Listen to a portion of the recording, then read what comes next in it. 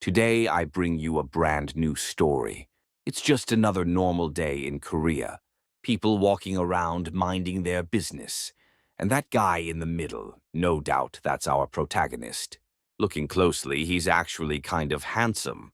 But seriously, if he keeps using his phone like that, his neck is going to turn into a boomerang. He was so distracted that he walked straight into someone. The guy cursed him out. Totally deserved. And our hero apologized like a good boy. This is the sad, uneventful life of our dude. But while he was mentally complaining about how boring everything is, a loud, ridiculous noise shook the area and made everyone stop in their tracks. Before they could even figure out what was happening, boom, a second explosion.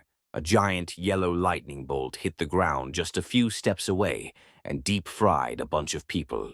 Everyone froze in absolute fear. The blast sent cars flying like paper planes.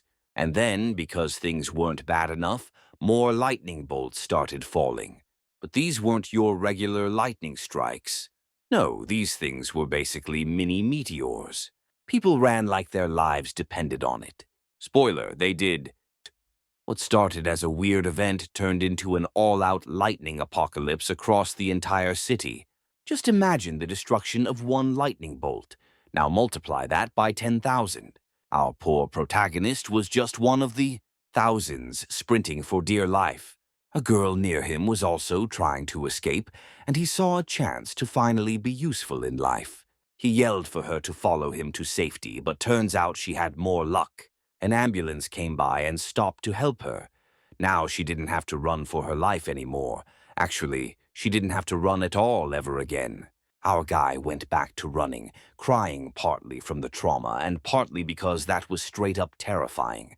But fate wasn't done messing with him yet, because right ahead a huge truck was ready to isekai him into another dimension. And just before it could turn him into protagonist paste, something wild happened. A white flash blinded him and he got sucked into a portal. A lightning bolt, just like the ones from before, crashed down in a totally different place where it was night. We don't know how much time passed, but we do know one thing. He survived. He woke up groggy and confused, still traumatized by Truck Kun, but his attention quickly shifted to something new. Where the hell is he? He looked up and saw something insane. The birds in the sky looked like monsters straight out of a horror game, and there were 2 moons. That definitely wasn't part of the Korea he remembered. That realization hit him harder than the lightning back in the city. And to make things worse, he was freezing, and not just hands and feet. I mean, freezing everywhere. One thing's clear. This place. This is not Earth. Looking up, he becomes confused as there are several monsters surrounding the area.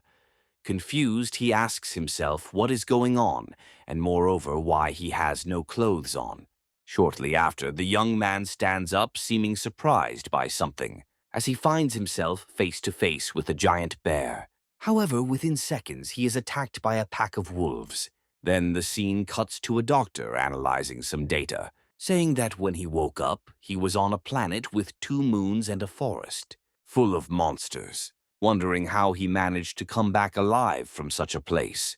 However, the young man seemed to be apprehensive about something.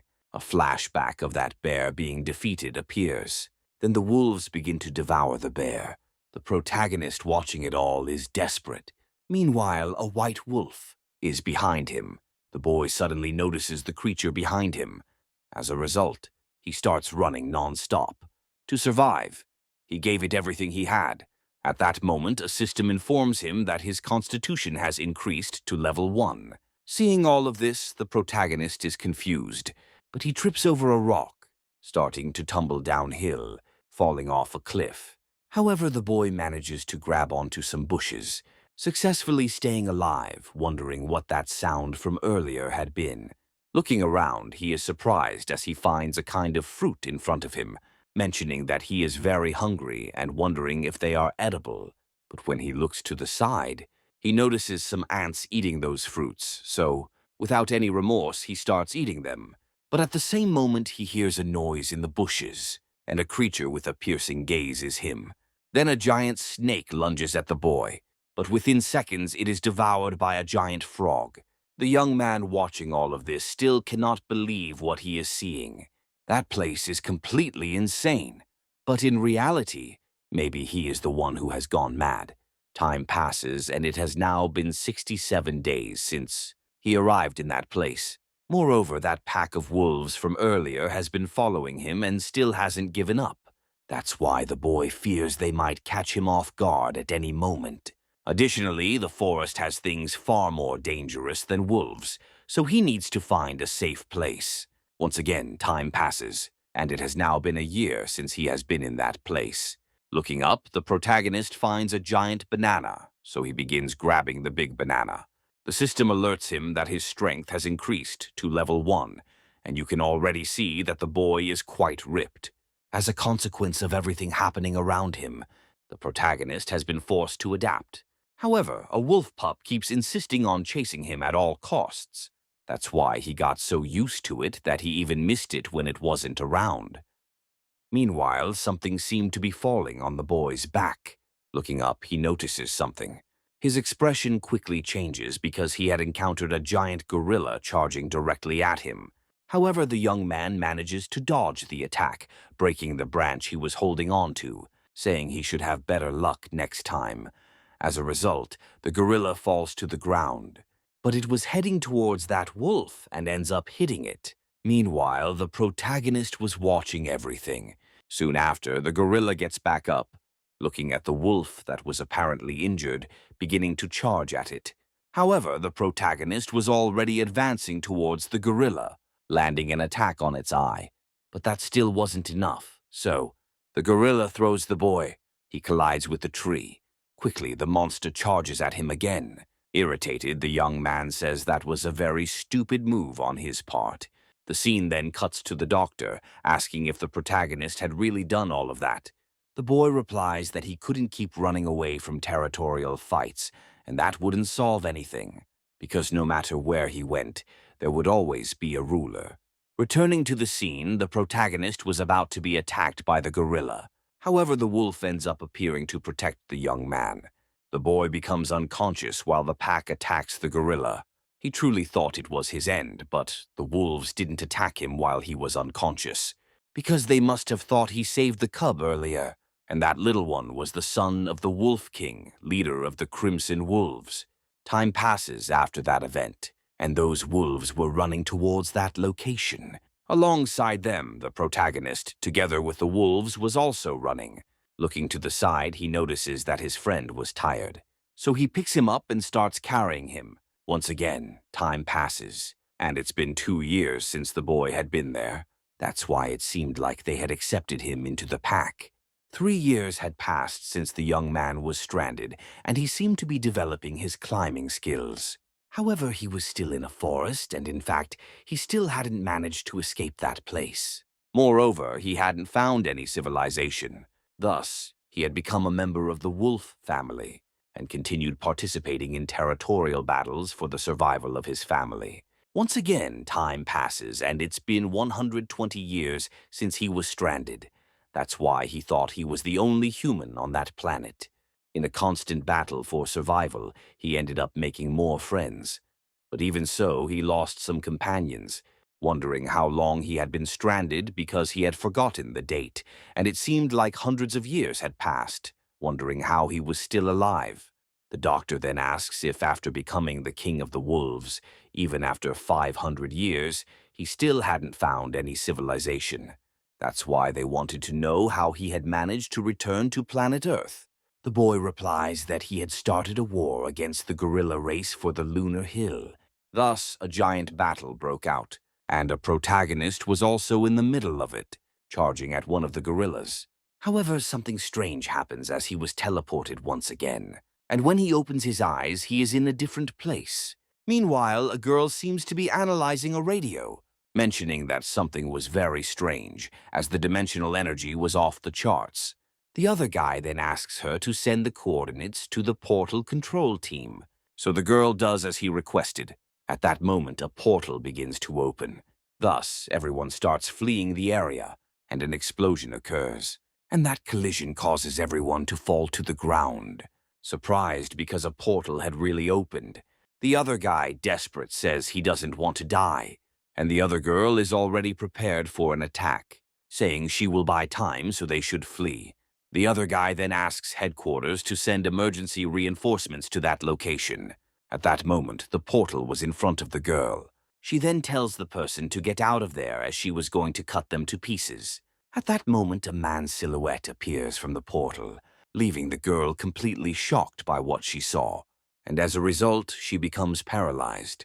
At that moment, the man begins to scream. Then he comes out of the portal. At that moment, the girl approaches the protagonist, and the other guy is surprised because it really was another person. The girl wonders what that force from earlier was all about, because it was a pressure she had never felt before, not even against monsters in Hyle dungeons. She wondered what the protagonist was.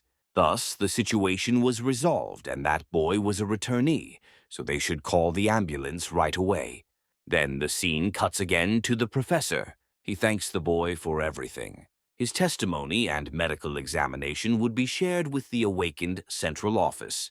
For that reason, he seemed quite healthy and should be discharged in a few days. Shortly after, the boy calls the doctor again, saying it was the first time he had spoken to a civilized being in 1,000 years. So he thanks him for listening to his story. The doctor informs him that he had shared a very valuable story.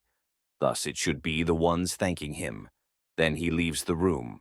While walking, he thinks that the boy was a very interesting patient, and his story was vividly detailed, which would have made him a great novelist. Then the scene cuts to the awakened central office, and that girl asks if they were sure the information was correct because it didn't seem right.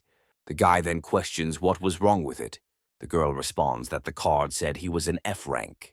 The man explains that he was a rare Frank patient, and it was a shame because if he had been E rank, he would have received a government disability benefit. The girl, looking at the protagonist's card, says that if he was an F rank, it meant he was an ordinary person, wondering how he managed to pass through a portal and if they were sure it wasn't a mistake.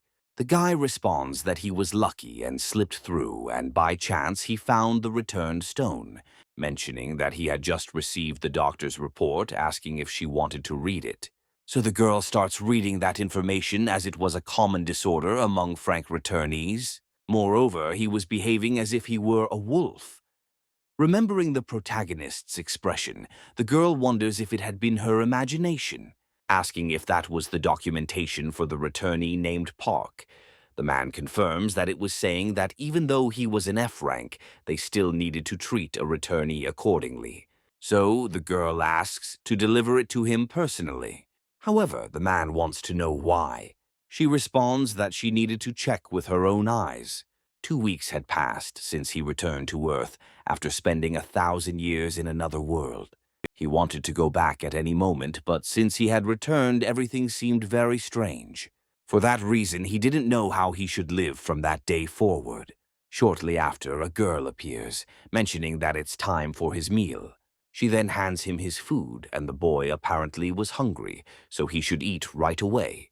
Shortly after, that other girl appears, observing the protagonist eating in a different way.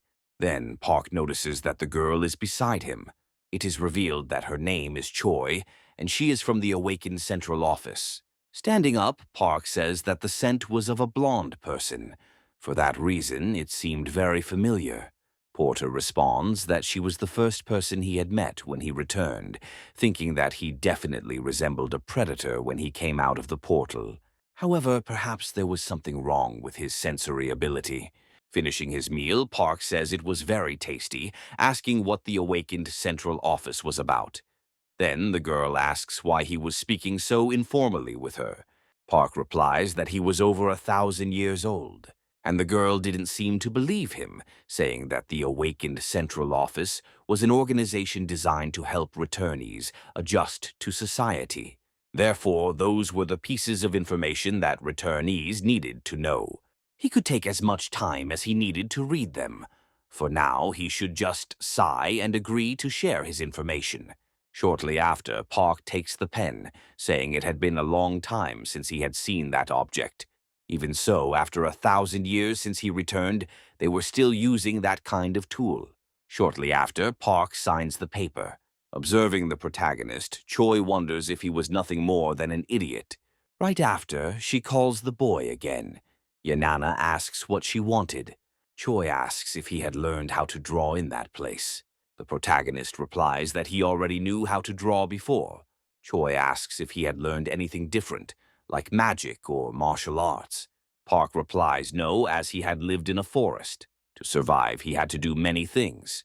The girl then comments that, in order to survive, he spent 10 years running everywhere, and that to become a true returnee capable of crossing portals, it's necessary to kill monsters and steal their dimensional energy. However, she mentions that despite surviving in such a dangerous dimension, he only managed to cross the portal and find the return stone by pure luck. Park responds that he wasn't there for 10 years, but for 1,000 years. Choi, irritated, says it wasn't 1,000 years, but only 10, and that he was mistaken. Choi asks him to check his information, which indicates that he disappeared in 2015 and returned in 2025 through a portal. Looking at the data, the boy is surprised, realizing it was true. The girl then hands him his awakened identification again. As she walks away, Choi mentions that part of his expenses would be deducted due to the damage he caused, and that he should inquire about it. She also recommends that once he's recovered, he should go straight back to his family. Shortly after, Choi says goodbye and leaves. Park, for his part, is thoughtful about the girl's words. He wonders if his family would still be alive. In the past, he had given up on everything, assuming that even if he returned to Earth, his friends and family would already be dead. Now that he had returned, he had to deal with the fact that he had lost the forest family that had been with him for 1,000 years. However, that was only an assumption, as only 10 years had passed. Upon examining the documents, Park is shocked. He discovers that his parents had indeed died on that day. However, not everything was lost, as Juno, his younger brother, was still alive. Desperate, Park quickly tries to leave the hospital and rushes back to the doctor. The doctor asks if there is a problem, and Park replies that he needs his help, because his brother is still alive and he wants to know if the doctor could find him. The doctor, hesitant, says he doesn't believe Park is ready to return to society, and that he would need to check the situation first. Park, impatient, responds that the doctor hadn't understood the seriousness of the situation, as he wasn't there to ask for permission. At that moment, the doctor makes a gesture indicating something. He then mentions that there was a condition. Shortly after, the boy is already in a car, thanking the doctor and promising not to forget the favor. The doctor responds that they will stay in touch. Before leaving, he asks the driver to ensure Park arrives safely, as he still wasn't fully recovered. As the car drives away, the girl comments that the doctor paid all of Park's hospital expenses, as well as providing clothes and even the driver. She asks why he did all of that for Park, considering that returnees of rank X are usually neglected by the central office. The doctor replies that he wanted to keep hearing that man's story, and besides, he needed to fix the doorknob as soon as possible. The girl, surprised, remembers how the doorknob was damaged, recalling the moment when Park opened the door in a hurry. Later, the doctor is in his office, reflecting that it was the second time the doorknob had been broken. He comments that it had been a long time since he had smelled an irregular. Meanwhile, Park is still in the taxi. A news report comes on informing that at 3 p.m. that day, monsters had escaped in an unprotected field in the province.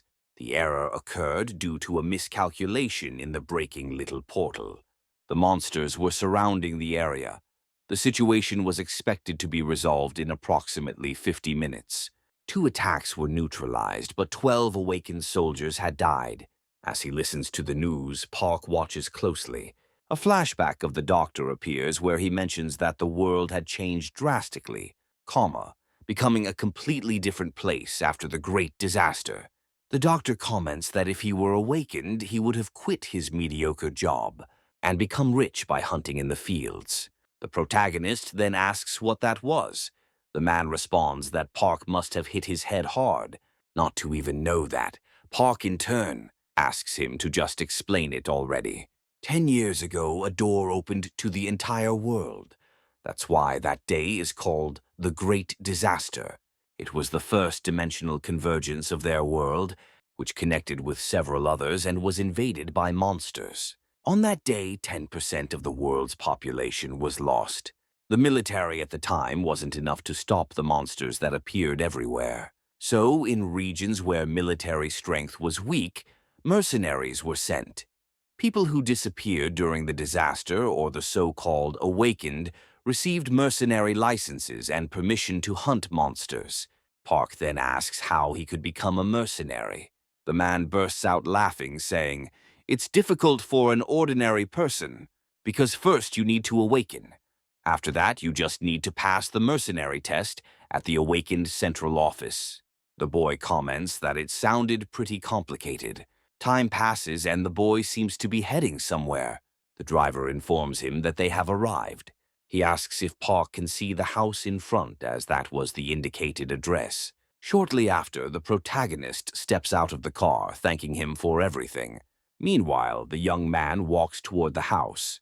An elderly woman observes him from above and asks who he is. He responds that he is there for Cherno. The woman stays silent and comments that he still wears diapers, but talks as if he were an adult. Park, however, doesn't understand what she means. She responds that no one by that name lives there and asks him to leave. The boy wonders if he had come to the wrong place. However, inside the house, he hears some people arguing. Shortly after, he approaches the door. He picks up a piece of paper nearby, wondering if his brother was in debt. Sometime later, the boy is walking down the street, thinking that in the jungle, the law of the strongest prevails. But in civilized society, money is the true power. The scene then cuts to a building. Park enters and presents his awakened card. The woman informs him that his application for the mercenary test was denied because he didn't meet the requirements. Park asks what was wrong since he's an F-rank awakened. The woman replies that he was classified as F-rank, 4 points below the necessary level. The boy asks how that's possible, as he had crossed a portal 2 weeks ago. The woman explains that ordinary people die when they try to cross a portal, their bodies split in half. She continues, saying she doesn't believe he really did it. Either way, he could attend the awakened school or earn points in field battles, and should return when he becomes a true awakened. Leaving the place, Park thinks that the system is very confusing. However, he becomes curious about the goblin field in Swan. The scene cuts to another location, inside a taxi. Park asks how far those walls stretch. The driver replies that they surround the entire city, and then he can see it on the map app. He asks if Park has a download of the app, as the city is divided into 12 areas, with hundreds of gates for transit between them. Park, observing the situation, decides he needs to immediately. Shortly after, he spots his destination, and the taxi informs him they've arrived at Sun Field, Gate 27. The boy gets out of the car and faces a giant area. He assumes that crossing that gate would lead to a hunting ground. Shortly after, he begins walking toward the location. 2 soldiers stand motionless at the site. They ask what the protagonist is doing there. He replies that he's there to hunt. One of the soldiers remains silent and asks to see his mercenary license. However, Park responds that he doesn't have one. The soldier says that ordinary civilians are prohibited from entering that area. They then notice something nearby. The other soldier requests they close the exit, but it's too late. A car appears crashing through the site. Inside the car, a creature devours a man. As a result, the car collides with a wall. Meanwhile, the other soldier calls for the emergency squad to contain the creature. The soldiers surround the vehicle and assume combat positions. The creature exits the car. The soldiers give the order to fire and begin shooting at the monster multiple times. The creature appears to be defeated. The soldiers report that the situation has been resolved, and that a monster that crossed the gate has been killed. The other soldier wonders where Park went. He wonders if Park had left the area. He probably ran away after seeing the monster. However, that wasn't the case. Meanwhile, the protagonist walks outside the area, mentioning that it was a field, but even so, he could feel everything. Moreover, he would have to buy a car for himself. The boy looks around, wondering if, except for the city of Seo, All the other cities were completely destroyed. For that reason, he couldn't believe it. Sometime later, night has fallen.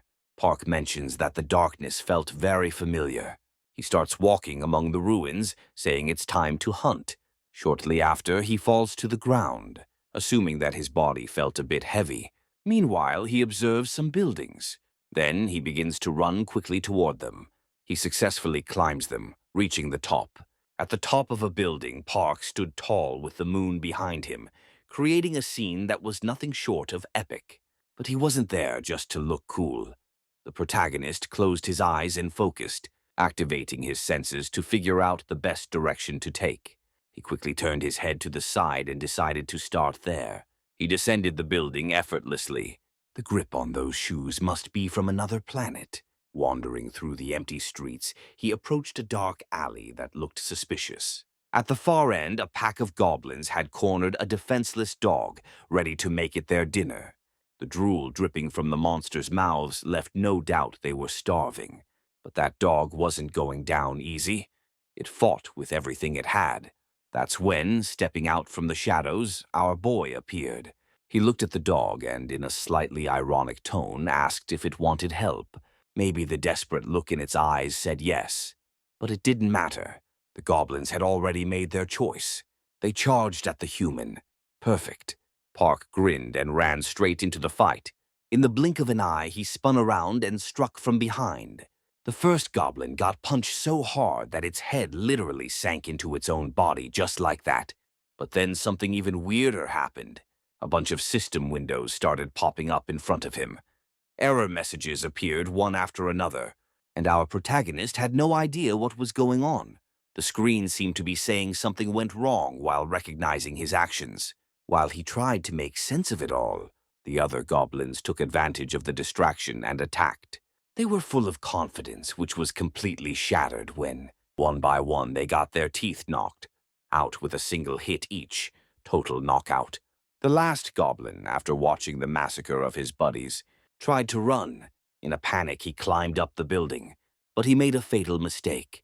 He stopped at the top and looked back like he wanted to see the monster he had just faced, and he saw it. Park caught up to him, threw him off the edge, and the fall ended his life. Back on the ground, another system window appeared, warning of an error when trying to display his class abilities. That triggered a memory about 100 years ago when he was butt naked and running through a forest trying to survive. That's when he started earning status points. Could it be that even here, on Earth, these system windows still work?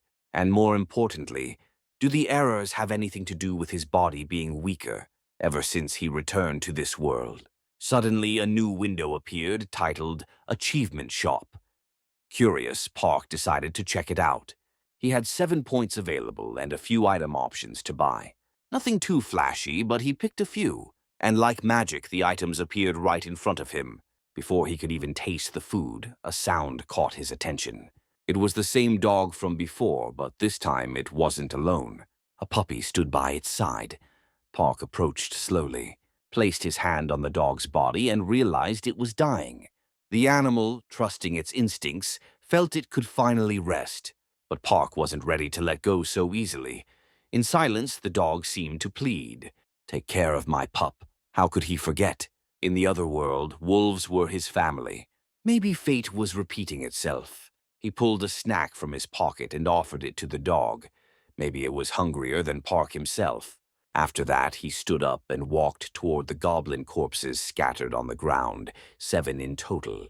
It was still night, but it wasn't until sunrise that he finished what he had started. He made a simple grave for the dog that had died protecting its pup, and he stayed there in silence, honoring that moment. Meanwhile, at the entrance of Area 27, traffic was chaos, honking horns, stressed drivers trying to get through. But all that noise stopped when a figure approached, carrying several dead goblins on his back. Even though they were lifeless, the sight of those monsters made the crowd step back. The protagonist sold the bodies and got over 10 grand for the loot. The most valuable item, the crystals inside each monster. That's the real prize, since he didn't have a bank account in his name. The payment came entirely in cash. Surprised by the amount, He started to wonder how much more he could earn if he began dungeon crawling and collecting more crystals.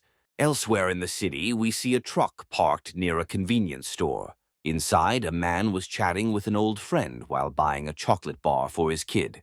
Back at the truck, the man looked cheerful. It had been a calm work day, and now all he wanted was to go home. But the peaceful vibe didn't last long.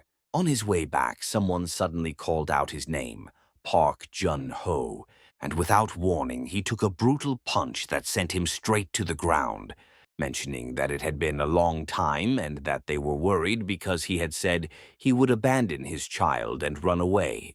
The man looks and seems to recognize that person. Then the others start beating Junho, Park's brother, saying that he seemed better than the last time they saw him, asking how many times he thought they had come there. Shortly after, Junho takes out some money and mentions that this was the payment he had received. Counting the bills, the man says that the monthly fee was 8,000 Brazilian real, and the accumulated interest was more than 6,000 Brazilian real, so there was still money missing. With tears in his eyes, Junho apologizes, saying that if he couldn't get the money, they should wait 3 days. Hitting him again, the man asks how much he thought 3 days of interest were, telling him to stop lying. At that moment, someone calls out for Junho.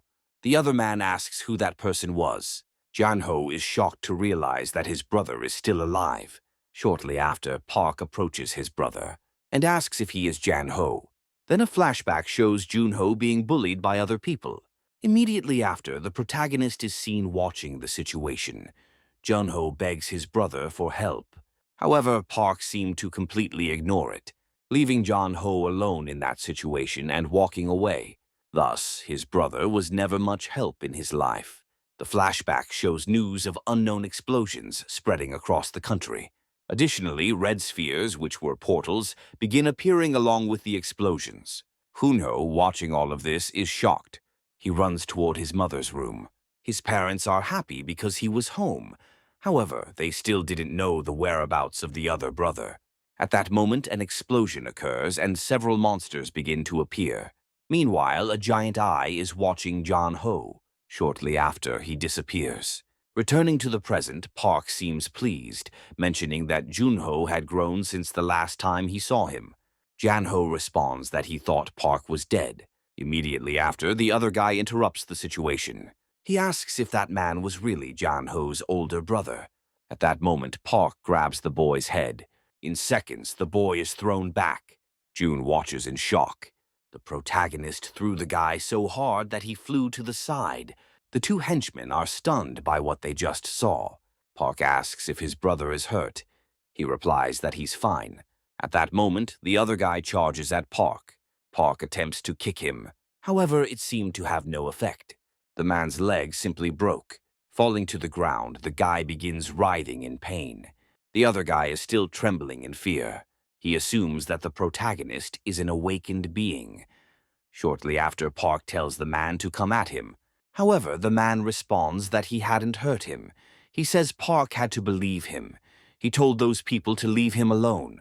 Shortly after, Park hands some money to the man.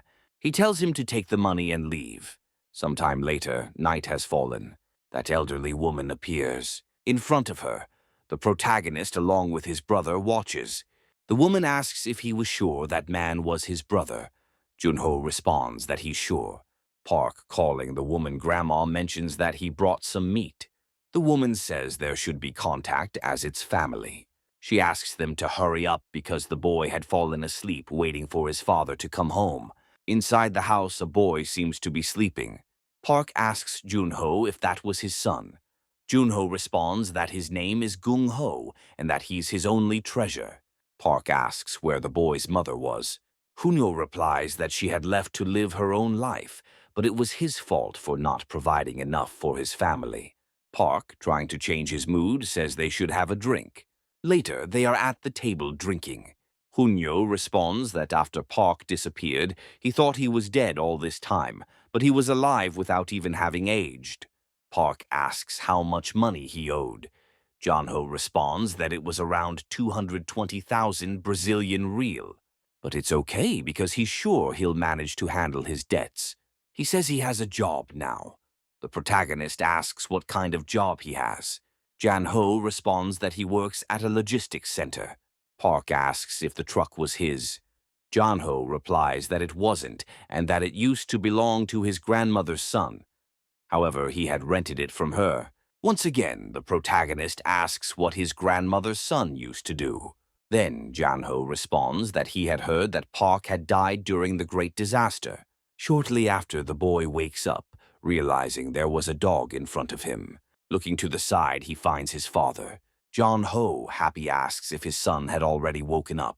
Embarrassed, the boy asks who that man was. His father replies that it was his uncle, asking him to greet him. A while later, the boy is seen playing with the dog. Hunho thinks it's good to see that. The boy had always wanted a dog. Park suggests that the two of them should work together. However, Junho seems confused by this. Park responds that he will do all the work. He just asks for help with the truck. Hunyo, on the other hand, asks what he was planning to do. Park replies that he wants to hunt some monsters. This leaves Junho completely surprised by what he just heard. Sometime later, the scene cuts to the command center.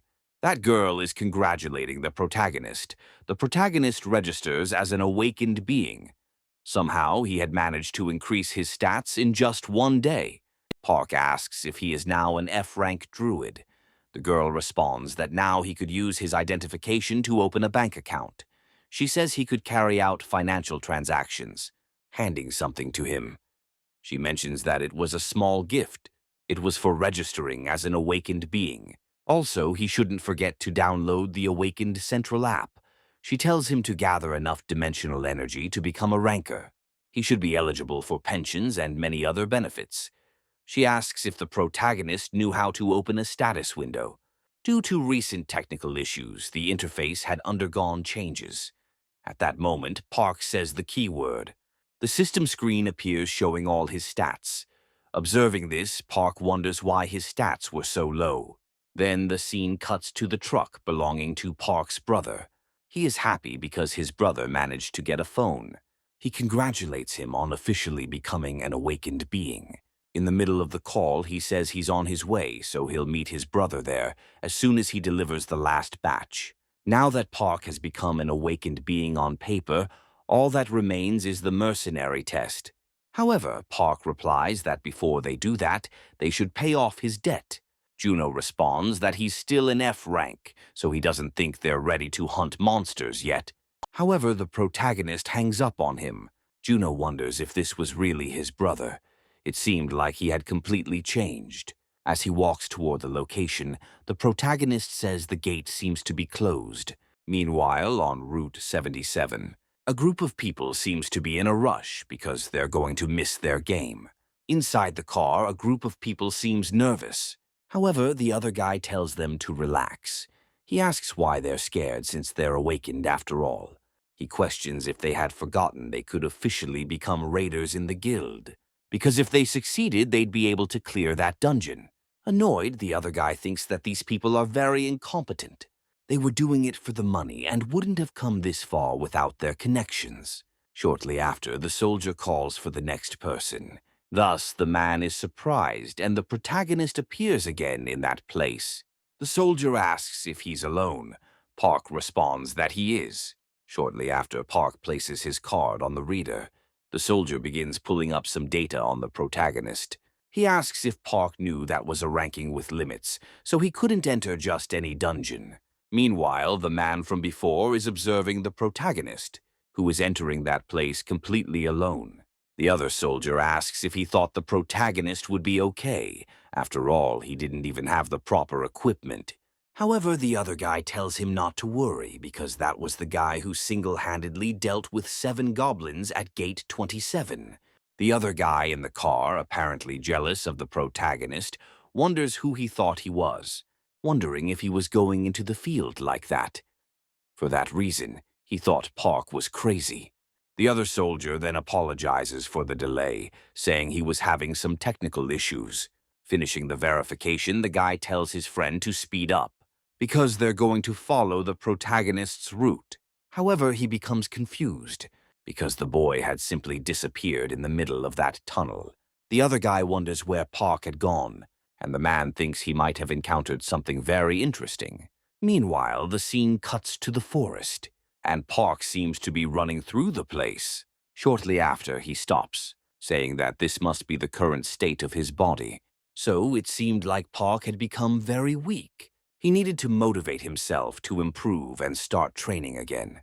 Looking at something, he seemed surprised. He was hearing strange voices, and he guessed it could be the sound of a sword battle. A little further ahead, the boy noticed something, and he assumed that the sound was coming from that direction. Shortly after, the young man smiled, thinking that a fight between civilized beings rather than beasts could be a very good opportunity. For that reason, he couldn't afford to miss it. The scene then cuts to someone losing their arm. Above that battle, the protagonist coldly observes, and in the midst of the commotion, a group of people is being surrounded. Park, irritated, says that it seemed like it would take all day for them to start killing. Meanwhile, a man steps out of a car. He asks why it's taking so long to deal with those people. The soldier observing the man seems surprised. Then, irritated, the man tells them to deal with it at once. Another man says that person had a bounty of 200,000 Brazilian real on his head. Meanwhile, the protagonist is observing what the man is saying, surprised by the amount he could receive if he killed that person. The soldier watching that man seemed astonished. Thus, the group seemed ready to finish off those people. The man then affirms that his bounty is that amount, so they should try to catch him if they could. However, the group of didn't seem very confident, wondering if even giving their all they would be able to win. At that moment, the man charges at the people. Within seconds, the protagonist appears, heading toward the other soldiers. The man watching Park becomes confused, and the other soldier wonders who that man was, who then begins walking toward the other soldier. The guy asks who he is. Park, on the other hand, asks if he really said the bounty on his head was that high. The man confirming it asks who the boy was, and Park responds that he was just someone who needed a lot of money. The man's subordinates wonder who this boy could be. Shortly after, the man starts laughing at the protagonist, mentioning that it seemed he wasn't part of the central office, so it would have been better for him to mind his own business. At that moment, the protagonist starts to feel something strange, wondering what was happening to his body. The man explains that Park had looked into his eyes for more than 5 seconds, which meant he would no longer be able to move. Shortly after, the man gives an order for his soldiers to charge at Park, who then point their swords at the boy. However, the protagonist is able to move again, leaving everyone completely shocked by what had just happened. With a smile on his face, Park asks if that was magic, mentioning that it was very interesting. Then the man uses his binding ability again, immobilizing the protagonist once more, who says that it was expected because he wasn't a small fly. He then draws his dagger, saying that the man should have thought twice before messing with him. But at that moment, Park strikes the man who seems to have been injured by the attack. Park asks if he had any other tricks up his sleeve. He then punches the man, and a flurry of punches follows. The man is thrown back where he appears to have been defeated. Park, for his part, says that it was all very boring. The other guy thinks that to deal with that man so easily, Park must be incredibly strong, and he wonders who the protagonist really was. Meanwhile, the group of soldiers continues watching the boy. Park asks if they still wanted to fight. The group responds that they didn't. Shortly after, the protagonist points to a place, telling them to go there, asking if anyone happened to have a rope. One of the men responds that he had one. The protagonist then asks what there was. However, the group responds that they didn't have a bounty because they had no choice and were forced to work with that man, or they would be killed, so delivering that man would be enough to make him rich. With tears in his eyes, the man couldn't believe that his companions had betrayed him, abandoning him after he had helped them all this time. Park, for his part, asks if he had finally woken up. The group begins insulting the man, saying that he was just a piece of trash. The boy then asks if he wouldn't get anything for getting rid of those people. Then the other man mentions that they were lying as they were all criminals too. Surely some of them must have bounties. However, the group responded that it wasn't true. They claimed they were really just useless vagabonds. Park, on the other hand, was called by the man asking what the city's laws were that made him feel so unrestricted. Because in that place, right there, the land was true freedom. So if he let him go, he would do whatever he could to make Park live like a king. But at that moment, the protagonist kicks the man again, telling him to be quiet. The man seemingly passed out. Park then asks if the man was saying that all those people had bounties on their heads. The man answers, since most of them were former criminals. Unhappy, the man thinks that it was his end. Park asks if there weren't too many to take with them, and the boy says they could leave them behind. The protagonist replies that it was time for everyone to take a nap. Sometime later, the scene cuts to a car driving down the road. Inside, the boy says they really needed his help, so they had to repay him somehow. However, the protagonist replies that they didn't need to do that. The other man then says that thanks to Park, they managed to leave that place alive. Park says that if they wanted to see it that way, they could do something for him. The group then begins to ask several questions like what his special powers and abilities were. The man responds that his awakened ability was swordsmanship, and he learned to track by investigating through skill books. Park, surprised, realizes that one could learn magic through books. The man, also surprised, asks if Park really didn't know what a skill book was. Meanwhile, the protagonist thinks it would be better to learn one or two combat magic abilities, as they could probably be useful in the future. However, something surprises him, because before him a giant light is surrounding the area. He asks if that was a portal. The boy is surprised by the question, saying yes and mentioning that it was a level 1 dungeon, the lowest level, which is why they were planning to go there. Park says it's a pity because he might have been able to go to that place if he at least had a mercenary license. The man, shocked by what he heard, asks if Park really didn't have a license. Park replies that he really didn't have one. When a portal opens, a military first secures the area, and any monsters found in the fields are just small fry that somehow survive the attacks. And the experience one could gain in those low-level fields where level 1 dungeons are open and rank as E could even allow one to surpass that level. In other words, you should actually go to level 2 dungeons. The man, still confused, wonders how this rookie, who hadn't even gone to a level 1 dungeon, managed to defeat that C-ranked man. Park, noticing the man staring at him, asks what he wanted. The man apologizes, asking if he could know what Park's rank was. Kim then informs him that it was Frank, leaving the man completely stunned by what he heard. Park then asks what favor he should request. The scene cuts to the portal from earlier. From it, a person seems to be emerging. That man from before is in the area. His group seems somewhat injured after entering the portal. As a result of everything that happened during the battle, another boy had lost his hand. For that reason, they quickly needed a doctor. The man, irritated, wonders if mercenary licenses were being handed out to anyone these days. The first thing he's going to do when he gets back to the guild is kick the person who chose those fools. However, the other boy asks him to calm down, saying he shouldn't be so hard on the rookie since he knows the guild's condition these days. Even knowing all of this, the man is still very frustrated. He thinks that people with rich parents can easily enter that place and become awakened. And after that, their parents hire mercenaries to carry them through the dungeons. Suddenly, they're ready to join the guild and go on missions. However, it's the guild members who suffer for accepting those useless people. The guy, noticing his captain's irritation, asks if they shouldn't cool their heads.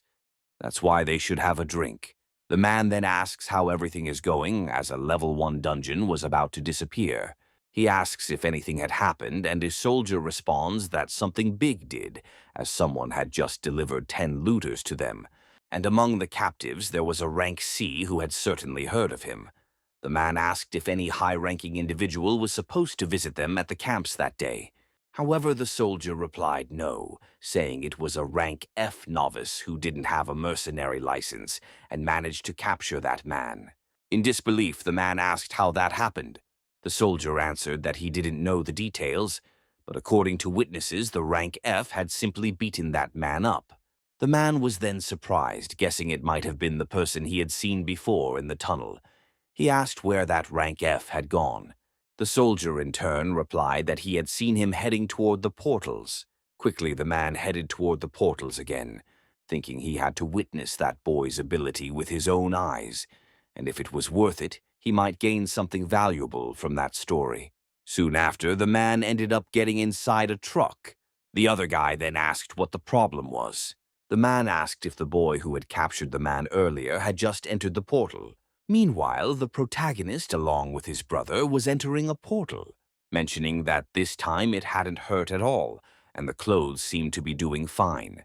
Junior replied that items without dimensional energy couldn't pass through the portals, but as they had just seen, those clothes passed smoothly because they were made from materials found in the dungeons. Looking to the side, Park seemed confused, asking what that thing in front of him was. Junior then responded that it was called a door, and the portal they had just entered was one of several doors that gave access to all 38 dungeons. At the same moment, the two were surprised. Park asked why the door had disappeared.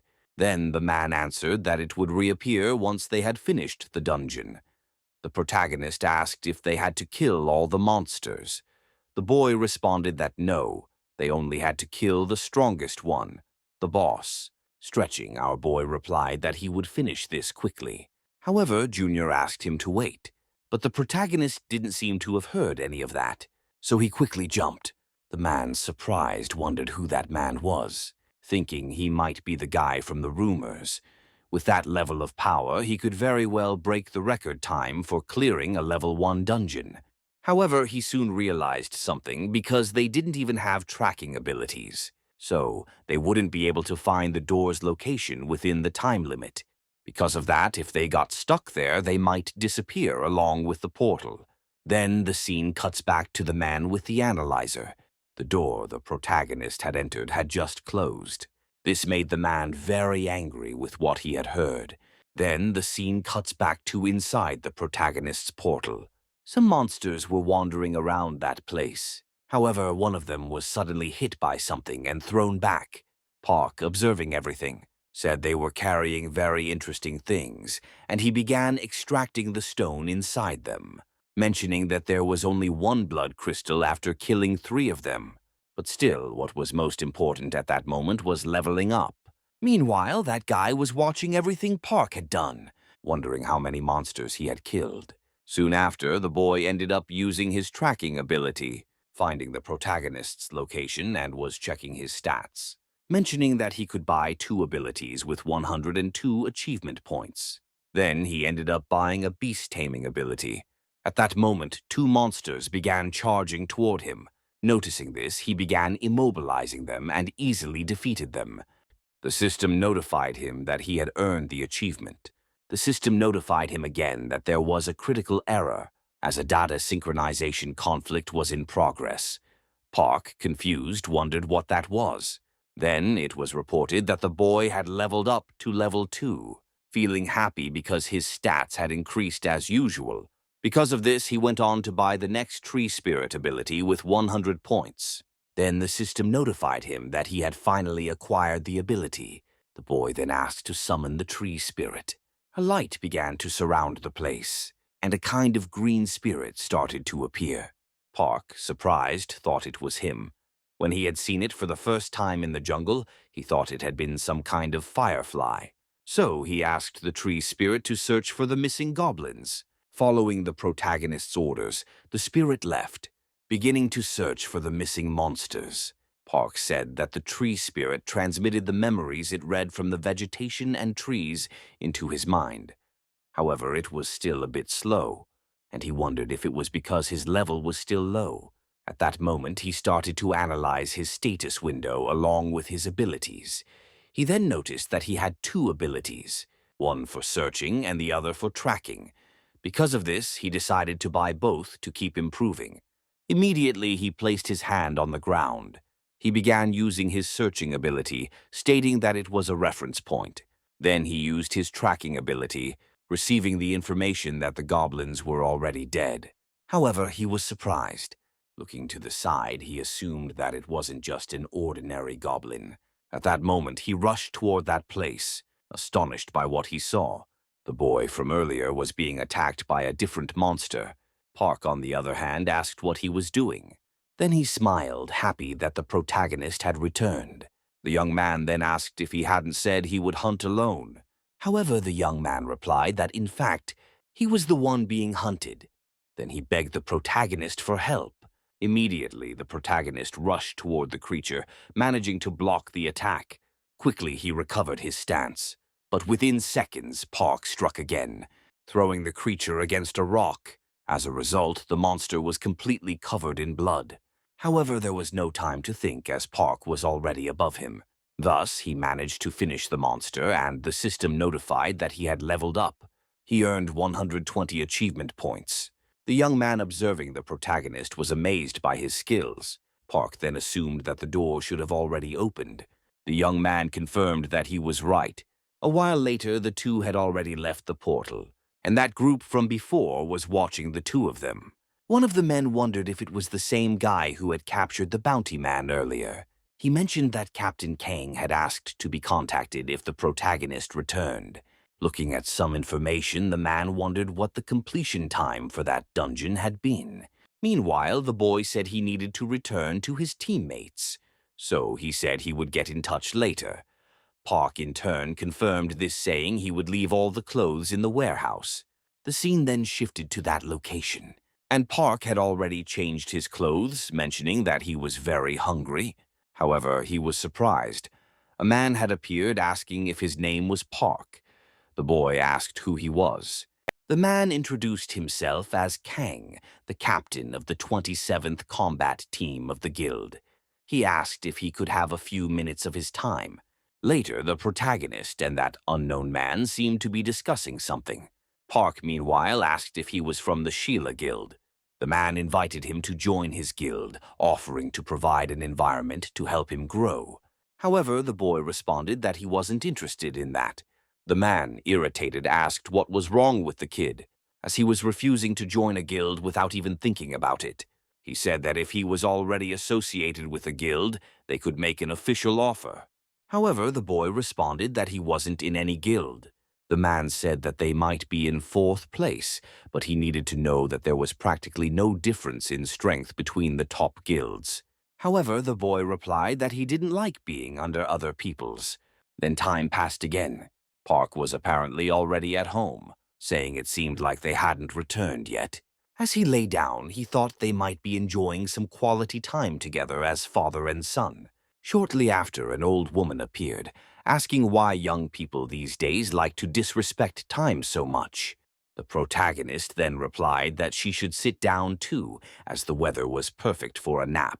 However, the woman replied that she was hanging up clothes and didn't have time for that. Seeing his grandmother doing all of that by herself, the boy ended up helping her. Then the grandmother asked if he was really Junho's older brother. The protagonist answered that he was. Soon after, the woman mentioned that it was a pleasant surprise as Benjamin was at their house. But Park responded that it wasn't true. It was the opposite. The woman replied that with all those strange monsters appearing out of nowhere and causing havoc, she thought, looking younger wasn't something to be surprised about. She said she had heard it had been 10 years since he had seen his brother. Because of that, she wondered if he would take care of himself and not break his family's heart again. Hearing what the woman said, Park smiled. He asked her not to worry, saying he wouldn't die so easily. Soon after, the boy's brother, along with his son, appeared. They greeted the protagonist. Then Park handed a piece of paper to the man who looked confused and asked what it was. Park explained that it was the money he owed and he should use it to surround his life. He told him to pay his debt quickly so they could have dinner together. Emotional, his brother asked how he could repay such a favor. However, Park told him not to get too sentimental and that he should just go. With tears in his eyes, the man left. Park then called out to his brother again. He asked if he had enough money to buy food and drinks on his way back. The man replied that he did and he would return before they even noticed. Park stayed on the terrace taking care of his nephew. At that moment, a system screen appeared, indicating that the target was following him and that he should name it. Park wondered what he should call the dog. The child suggested it should be named Baku. Hearing that name, Park replied that it didn't sound too bad. From that moment on, the dog would be called Baku. Time passed. The child lying down said he was very hungry and wondered why his father hadn't arrived yet. Noticing his brother's truck, Park assumed that his brother had already arrived, so he decided to go welcome him. Shortly after, the child, along with the protagonist, headed toward the truck. However, the man appeared covered in blood and collapsed on the ground. Park, seeing this, wondered why it happened. Sometime later, the scene shifted to a building at night. Meanwhile, a group of people inside the building seemed to be playing a card game. One man asked if the fight should start that week. Another man replied yes, saying that he'd seen all the online communities were betting on the man named Miho. The man asked if there was any news from Horizon, as last time they went there, it lost a lot of money. At that moment, someone was banging loudly on the door. Irritated, the man asked what the noise was. Then the other men stood up to see what the commotion was. At that moment, the door burst open, and a silhouette of a man appeared, completely covered in blood. Immediately, someone grabbed the head of the man, dragging him out of the door. The men watching the situation wondered why it happened. Then a piercing gaze was directed at the door, and from that point, chaos erupted. The group, shocked, couldn't understand what was happening. Within seconds, a cabinet and a weapon were thrown in their direction. A commotion broke out. Several people were thrown around. The boss, watching it all, was surprised as the protagonist had taken down everyone in a matter of seconds. Another man asked if he knew who that person was. The man replied that he seemed to be awakened. At that moment, the protagonist threw a table at the man. Immediately after, he climbed on top of it, asking if his name was Kim. Irritated, the man said that was indeed his name, demanding to know who the protagonist was. The boy replied that someone wanted to settle Park Jong-ho's debt. The man said he must be insane, asking if he called himself awakened after beating up honest, hard-working people. He told him not to think he would get away with it. At that moment, the man received a slap to the face. Park asked what that had to do with it and why he slapped him just because he wanted to pay off his debt. He said all he should have done with his brother was take the money and leave. He asked why he had crossed the line and done that to his own brother. As he received the slaps, the man begged to be left alone. Park, in turn, asked if he wanted to settle the debt or get beaten until he died. Without even thinking, the man said he would settle everything at once. A while later, the entire group was kneeling before Park, saying that from that moment on, their client, John Rodham, would no longer have any obligations to them, and all his debts would be paid. Park then replied that if they ever saw them again, they should consider themselves dead. He told them to make sure not to cross his path. Kneeling, they all confirmed what the boy had said. However, one of the men still didn't seem to have given up. Sometime later, the man mentioned that the protagonist had already left. Irritated, the man, plotting his plans, wondered if the boy really thought he didn't have people backing him. Once again, the scene shifted to a building, and that guild leader from earlier mentioned that he had found new talent. He asked to take a look at this person that he showed some information about Park. However, the man noted that he was just a rank F, and besides that, he had registered as an Awaken only that day. The other man said that was all more reason to be interested as they could take a closer look at his profile, but the system notified that access had been denied. They wondered what kind of person he was. However, they managed to bypass the security and access the information. They still wanted to know why his profile was confidential. It seemed he hadn't joined a guild yet, and there appeared to be more to his story. Then the man asked to check his abilities. The boy mentioned that he was a type of conjurer. Moreover, he had previously defeated a man with a high bounty in a very easy manner. He asked if they knew that this man had been missing for 10 years, which made the situation strange. They wondered if he might be a special agent. The man then said he thought he would be strong because of his abilities, and never considered he might be a member of an intelligence service. The boy then said they should give up on recruiting this person because he was 100% certain that he belonged to another country. He mentioned that he knew this would happen the moment there was all that fuss.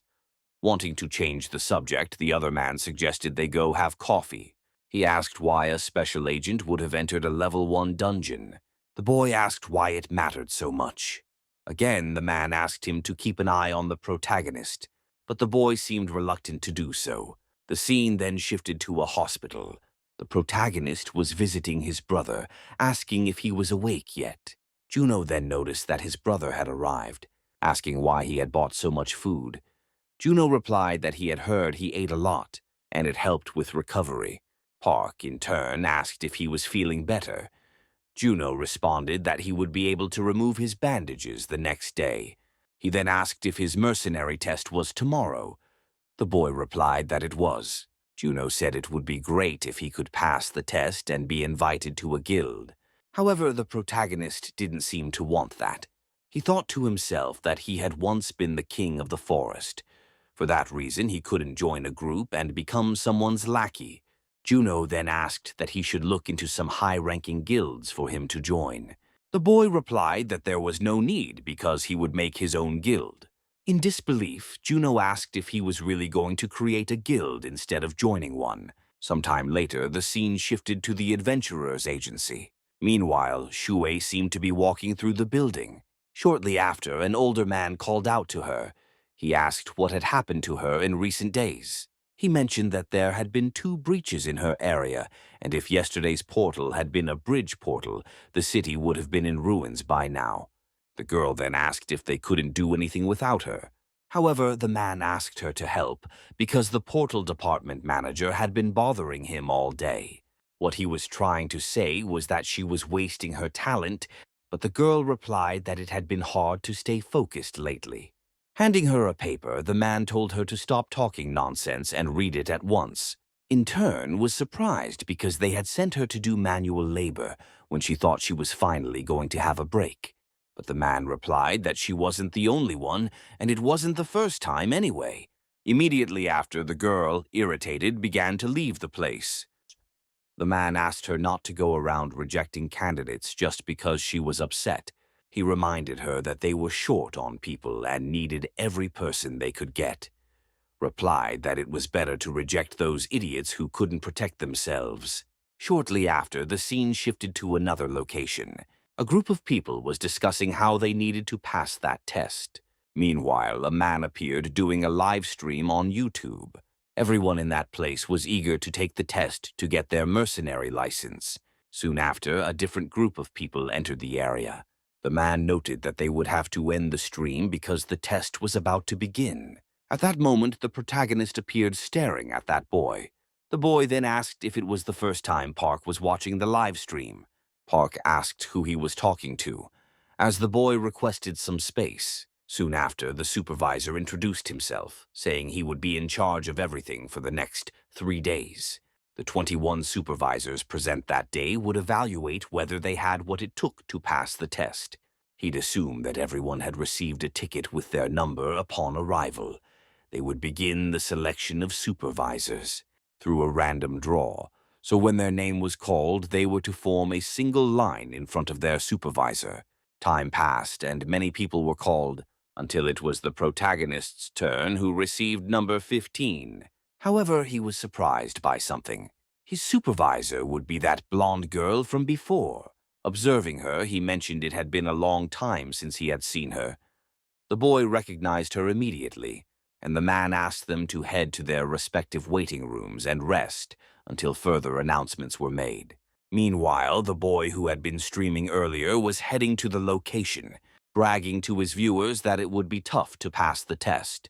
However, he seemed like he would leave the next day. It was then revealed that the streamer from earlier was also in the room where the protagonist was. Looking to the side, he noticed the boy, asking why he looked so sad when he had been so excited earlier. Looking at the protagonist, he realized it was the same guy from before, asking if he ever heard about that blonde girl's craziness, because there was a reason everyone called her a witch.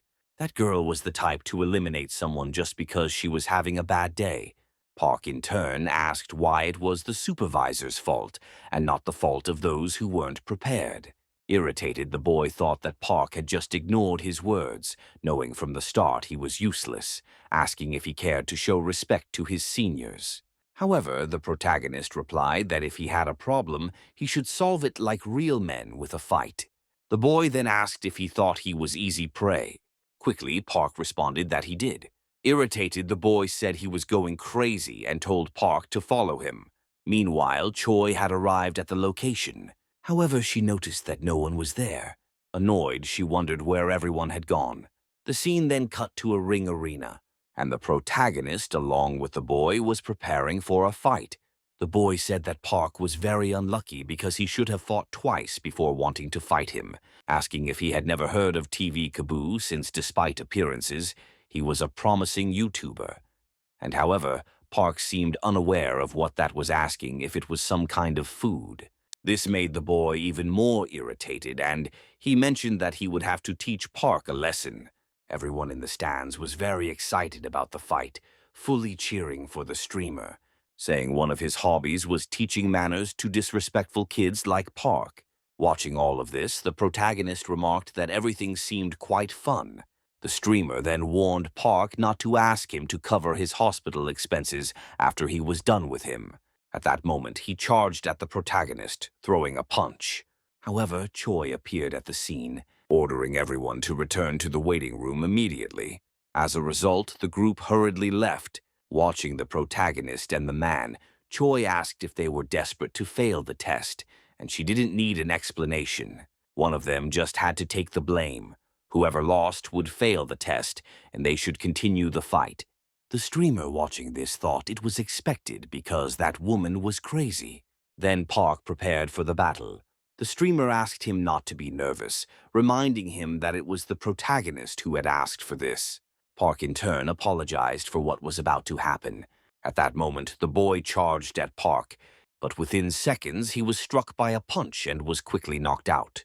Choi, watching this, was surprised, thinking that ever since the day she met him, she had felt an uncomfortable sensation that wouldn't go away.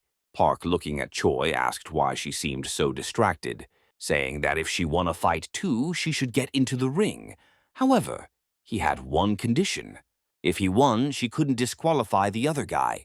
Choi, in turn, said the boy must be crazy. Then she entered the ring, asking if the young man was perhaps an irregular. However, Park didn't know what that meant and asked who it was. Then the girl lunges at the protagonist, who manages to dodge the attack. Thus, Choi starts attacking the young man repeatedly. He seemed to only be on the defensive. Just as she was about to attack again, Choi says that if he wins, she would grant him that request. However, she ends up receiving a fatal blow from the girl, thinking something was wrong because he was definitely hiding something. Shortly after, she is surprised, and the protagonist responds that she was stronger than he had thought. The girl is then surprised because Park was able to withstand her attack. At that moment, she charges at him again, saying that this time it was really over. She gets the boy with another attack, following up with a series of attacks on him. However, out of nowhere, he seems to start fighting back. Thus, he lands a punch on the girl, even managing to break her shield. However, it still wasn't enough. But even so, she was surprised that Park was able to break her shield. Shortly after, the boy charges at her again, declaring that this was a lot of fun. Choi, for her part, says that he really was an irregular. Park, still confused, asks what that meant. Then the girl responds that she surrenders. The protagonist, confused, asks why, since the fight was just getting good. The girl replies that the place was too small to use her abilities, and that they should fight in a larger area next time. Park, on his part, asks if there were strong girls like her on Earth, to which Choi responds there weren't many. Shortly after, the protagonist says he chooses her, and for that reason, they should make babies, asking if she wanted to mate with him. However, the girl slaps him across the face. Meanwhile, that streamer finally wakes up wondering what had happened. At the same time, Choi was very irritated by that and starts walking away. That guy was still surprised as he had been knocked out with just one punch. For that reason, he should go home since he wasted money on the application, without even taking the test, mentioning that it was very embarrassing. Looking at the protagonist, the young man still seemed angry, asking if he was satisfied with that. However, Park responds that he hadn't been disqualified. Meanwhile, the camera was watching them, and the scene cuts to an old man looking at a computer, completely surprised that Choi had lost. Park then calls the streamer to leave together. However, he was still confused, asking why he hadn't been disqualified. Park informs him that he had asked Choi to ignore his disqualification. The streamer still wanted to know why the protagonist got slapped, but the boy responds that he didn't mean to know that. Shortly after, the young man seems to have realized something, supposing that he had been hit because of him. That's why he convinced the girl to ignore the commotion by letting her hit him. Realizing that shortly after, the guy starts to follow Park. At that moment, someone on the intercom calls Park, asking him to go to the supervisor's office as soon as possible. A while later, our protagonist is in the supervisor's office, discussing with him, asking why he had called him. The man then says that before they talk, he should know that everything was being recorded and that he had seen his fight with Supervisor Choi. And for that reason, he was surprised that a candidate like him managed to go up against a rank B awakened, asking if the boy was by chance and awakened. However, Park still didn't know what that was, mentioning that they had already asked that question twice. The man observing the situation supposes that Park needed more information about the portals. The pit portals connect Earth to 3 other planets. The first was called Aruka, which was the home planet of elves and dwarves. Additionally, that planet had relations with Earth, and from time to time they made exchanges, and the humans who returned from their learned skills related to magic and artifact creation. The next planet was called Chan, inhabited by Mimonas and martial artists who were constantly fighting for their planet's sovereignty. Those martial artists were their allies, while the Mimonas were their enemies. And the last planet was called Meter, a place dominated by orcs. And to make matters worse, that planet was also infested with ferocious monsters. Among the Earthlings who returned from those 3 planets, there are those who learned extremely powerful abilities, and they discovered that their combat power exceeded that of the awakened. That's why they decided to classify them as irregulars. Hearing the whole story, Park says it was too complicated, but he was sure that the place where he had been wasn't any of those 3 planets. The supervisor, on his part, is confused by what he heard, wondering if by chance he was a dungeon returnee, questioning which planet the boy had returned from. Park says that he had already told the previous doctor that he had lived with wolves for over 1,000 years. A while later, the protagonist had finished telling his story. The supervisor then thanks him for sharing so he could return to his waiting room. Shortly after, the protagonist leaves the room. However, the supervisor says that the story was too absurd to be true. At that moment, a man appears in the room introducing himself, saying that he heard he had been called. Then the boss asks if he could take over as the supervisor of room 15. The man asks if that wasn't the area Captain Choi was in charge of, confirming it was. The man informs him that she had fled, but the details didn't matter, and he wanted him to monitor candidate Park, and then provide a detailed report on him when his test was over. Meanwhile, the protagonist was already in that room with all the candidates waiting for the test to begin. Shortly after, everyone alongside their captains was lined up, and that man from earlier really took over as the supervisor of room 15. The streamer observing this asks if Choi had been fired by chance. Then the man introduces himself, saying his name was Sang, and that he was in charge of supervising Team 15. The minimum requirement for that day's physical test was 9 seconds and a 100-meter dash, and an hour to complete the triangle. Shortly after, the test had already begun, and several people were being disqualified quickly. The girl then says that for a healer, there should be an easier test. Sang asks if she thought the monsters would go easy on her just because she was a healer. Thus, the man calls the next candidate. Han is then introduced, saying that 9 seconds was too easy, saying that he would see the protagonist in the next round. Then Sang gives the signal and Han starts running. The supervisor says that it took a total of 8 seconds, and for that reason, he passed the test. Then the next candidate is called and the protagonist is preparing. Meanwhile, from Han is cheering for the boy. And when the race starts, Park begins to run in a matter of seconds. Everyone around is completely astonished by what they had seen. Shortly after, the director receives a call from someone, saying it was Sergeant Kim, mentioning that the result of candidate Park Soo's physical test had just come out and that it was quite surprising. Back at the test, there were some reporters taking pictures and recording Park because he was quite impressive. At the same time, another person receives a call, and the girl says she is Miso from the association and the director of the returnee center. The supervisor on the call says he will send some videos of Park, and for that reason she needed to watch them. Watching those videos, the girl seemed surprised. The other guy mentions that Major Young had the ability to detect lies, so they could say that the protagonist had told the truth in that interview. Miso, on the other hand, still didn't believe that the doctor's report was true. To that limit, the boy was probably an irregular, so he had to be at least stronger than a rank B. For that reason, if his story was true, it meant that Park Suho might return from a fourth planet. Shortly after, Miso asks him to make sure no reporters appear at the training grounds again. However, that guy seems surprised, mentioning that it was already too late because the protagonist had already appeared in the news. At that moment, Miso asks to remove all those articles immediately. Then the scene cuts to several photographers taking some pictures of someone. Meanwhile, the protagonist alongside Han was walking down the street. Miso, for her part, thinks that it meant Park somehow managed to maintain his physical status despite passing through a portal without protective equipment, wondering if by chance he was given an F ranking due to his lack of dimensional energy. In any case, if he really had returned from a fourth planet, South Korea might gain an advantage. Regarding the development of the unknown fourth planet, meanwhile, several reporters were trying to enter a certain location. Above there, many participants from the test were eating. Meanwhile, Park, along with Han, was eating as well. Han, surprised, thinks that not just anyone could knock him out on the first try. Noticing Han staring at him, Park asks what's wrong and if he had finished eating already.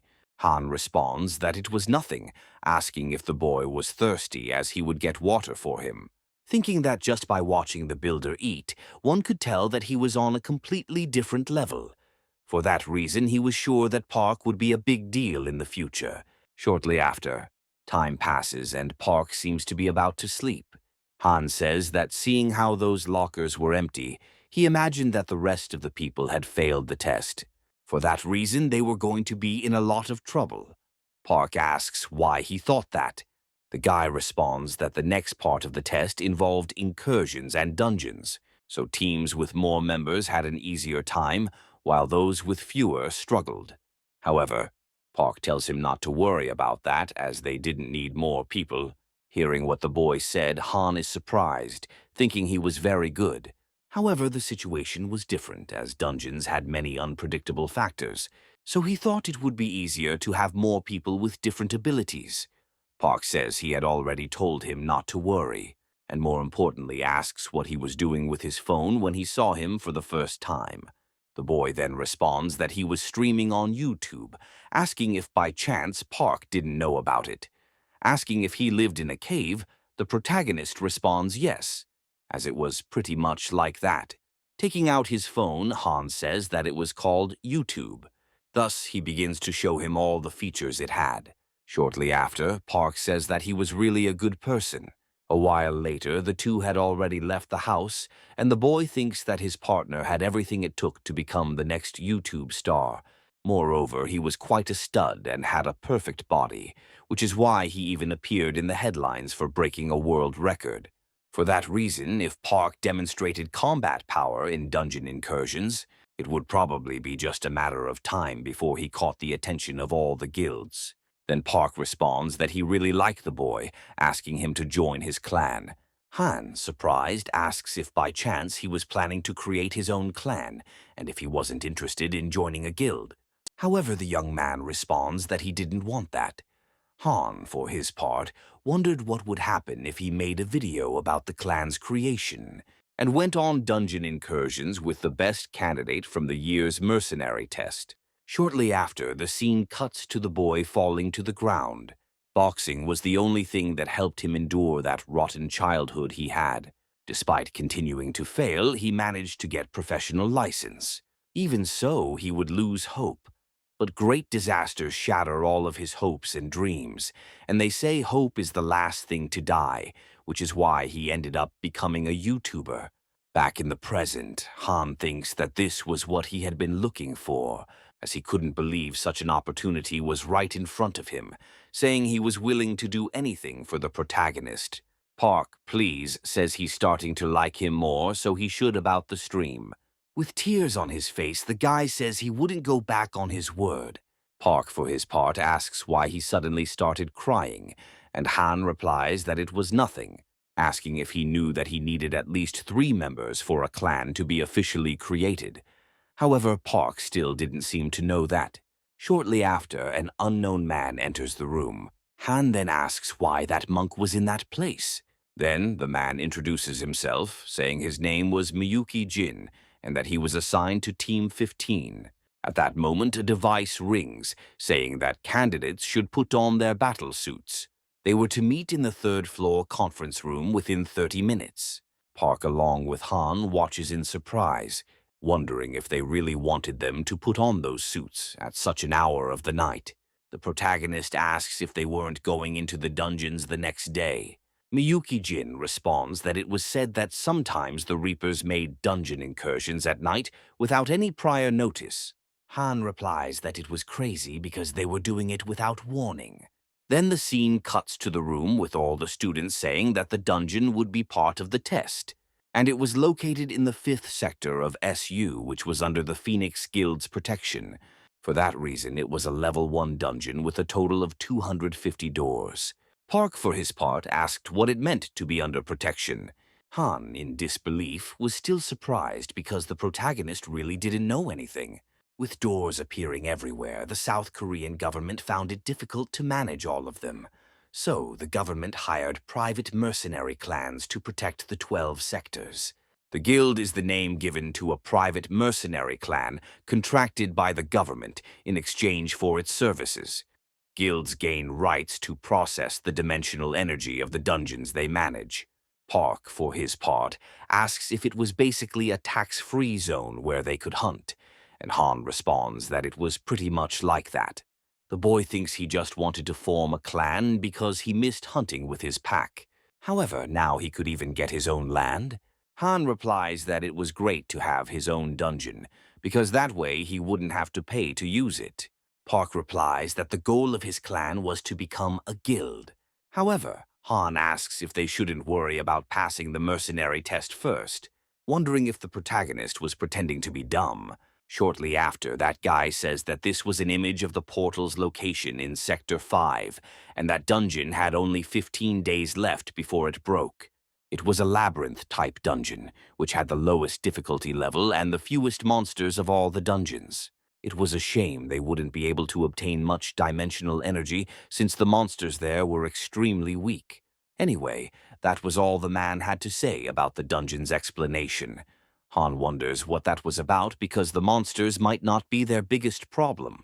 If they weren't careful, they could end up getting stuck in the labyrinth. For that reason, if they at least had a tracking ability, half of their problems could be solved. However, Park replies that he had that ability, leaving the boy very surprised by what he heard, wondering if he had really learned that ability before taking the mercenary test, because that ability was extremely expensive. Supposing that the protagonist was probably from a rich family and born with a silver spoon in his mouth. Meanwhile, that monk was still standing next to Park. Then Han asks if he had any awakened abilities. Thus, the man remains silent, leaving the two confused by the situation. At that moment, he pulls out some kind of tool. The seaman cuts to a flashback of him. Several monsters surround that house, which quickly advance towards the place, heading toward the monk, starting to completely destroy the house. Shortly after, another monk opens the door and asks them to stop the noise immediately. Maya and Jin ask what he was doing at that hour of the night. The man then requests that the priest be taken with him and the area be evacuated immediately. At that moment, a monster appears behind him, and it is swiftly defeated by him. Back in the present, that man seemed to have a frightened expression. Han asks why he looked so scared. The other man then replies that from that moment on they were going to the marked target. Therefore, they should begin attacking the dungeon as a team led by the supervisor. He hoped that everyone would pass the test and that no one would fail. Shortly after, everyone was heading toward the portal. The soldiers asked everyone to get off the bus, asking if everyone was prepared. Once they entered, they were to act as if they weren't there and follow the agreement. Han says that his team was the only one with 3 members, so he asks if in case things got dangerous, the supervisor would really help them. However, the man ignores the question and tells them to move quickly. Ben Park asks why Han is so scared. He asks if they were allowed to use their personal weapons. The soldier responds that they were. Surprised, Han wonders if that monk had a weapon made of dimensional material for the mercenary tests. Meanwhile, the entry of each group into the portal was being completed. Soon after, the soldier tells the group to enter. Thus, Team 15 enters the portal. Han wonders why Park always goes ahead, which makes him nervous. He asks the boy to establish a perimeter first, but at that moment he falls silent, thinking he had lost points for not entering quietly and not holding his position. As a consequence, he ends up attracting the attention of monsters, and one is already in front of the protagonist. Within seconds, the boy grabs the monster and defeats it. Han comments that making noise to catch them off guard and lure them into a trap could be a good idea. He asks if the boy was using tracking while advancing, but at that moment he steps on a trap, and within seconds, several arrows begin to be fired at them. The scene cuts to a dragon being showered with gunfire. That monk had apparently defeated all the monsters around. With tears in his eyes, he apologizes, saying that it was all his fault. Thus, the monster is obliterated. The scene cuts back to Park's fight. Han, observing the protagonist's skills with the staff, mentions that he was very good. However, he steps on another trap, and as a result, they fall to the floor below. The door apparently closes, leaving everyone trapped in a dungeon. Looking up, they all realize the opening had been sealed. Han, desperate, wonders if this is how all his dreams disappeared, and if they were really going to die there. But in that same instant, he realizes something, saying that they thought they had really attracted more monsters. Then the monk apologizes, mentioning that his awakened ability was an area-wide provocation, which as a consequence attracted the attention of the monsters. Park says, "That's great because he was too lazy to hunt for all the monsters to kill." Shortly after, he jumps out of the dungeon, leaving Han surprised, wondering how someone could kick so hard. Park says he really liked the monk and that he should join his clan. However, that man still didn't seem to understand the situation. Shortly after, a massive horde of monsters appears. Park observes them coldly, and Han begins to use his tracking ability. Seeing all the targets in front of him and all the traps around, he quickly starts running. Han thinks that they really messed up. Then that monk points his staff at Han, asking him to grab it and climb out. Han says he didn't know anything anymore as the operation was not what they had planned. When they stand up, they are surprised because the horde of monsters had already been defeated by Park. Observing this, the boy thinks it's insane. Park then asks them to follow him and be careful with the ones who are knocked out. The two do as the boy asked, starting to defeat the remaining monsters. Surprised, the monk wonders if the protagonist was avoiding the traps or using tracking. For that reason, he was advancing at incredible speed, decimating the monsters while using the traps to his advantage. Looking up, he sees a monster behind the protagonist. However, the monk saves him, throwing his staff toward the skeleton. Shortly after, the system informs Park that he acquired 42 conquest points. The scene cuts to an agency. The other soldier says that a team is returning from the dungeon, and the other soldier is surprised because only a few minutes had passed since the test began. He mentions that the dungeon usually takes 2 hours to finish, wondering if an accident had occurred. However, the man says it was Team 20, and all vital signs were normal. Shortly after, that gentleman receives a call. Answering it, he says it was the supervisor asking why they were returning so early, and the soldier on the other end of the line confirms that they had completed the mission. He would understand when he watched the video. but it would be difficult to assess his performance in a level 1 dungeon. Additionally, Park had broken a performance record inside the dungeon. The scene then cuts to the city. Han starts a live stream saying they would be doing daily streams about his clan. One of the viewers asks what they would show today, and the boy replies that they were going to watch the video of Suklan's house together, as it would be uploaded soon. He then shows where each person's dormitory was. Next, he goes to the protagonist's grandmother's house, asking her to take a look at his subscribers. The grandmother, irritated, says she had many things to do instead of worrying about that. She tells the boy to leave before she slices him. Hearing this, Han falls silent. Thinking she wasn't usually like that, she was actually a very nice person. Then Han heads to the room where the protagonist and the monk are. In the middle of the stream, Han introduces the saying his name was Mong Jin. He asks the boy to say something to introduce himself. The monk replies that he had lost a lot in the attack of the evil spirits, but was left with a staff of clairvoyance that his eldest disciple had left behind. At that moment, a truck arrives at the house, hence the protagonist's brother asking if he was ready. So everyone starts heading toward the truck. As they go to the location, a drone flies overhead. Park wonders what that thing flying was and if he should destroy it. Han is surprised as he didn't know. He says that at the moment they were heading to the mission area in Area 4 of Gate 30. That nearby portal meant that today was their first dungeon mission as a clan. Returning to the stream, the boy asks if his subscribers knew that he had an awakened ability that was video memory, so they shouldn't panic because soon there would be an even better video. Sometime later, the protagonist and his group had already entered the dungeon. Han asks if the boy had any long-range abilities, and the protagonist replies that he didn't. Han, confused, asks how they were going to deal with those bats without such an ability. However, the monk tells him to leave it to him. At that moment, he starts beating on some kind of drum, making a deafening noise. As a result, the entire horde of bats begins moving toward them. Han, surprised, wonders why they were coming out like that.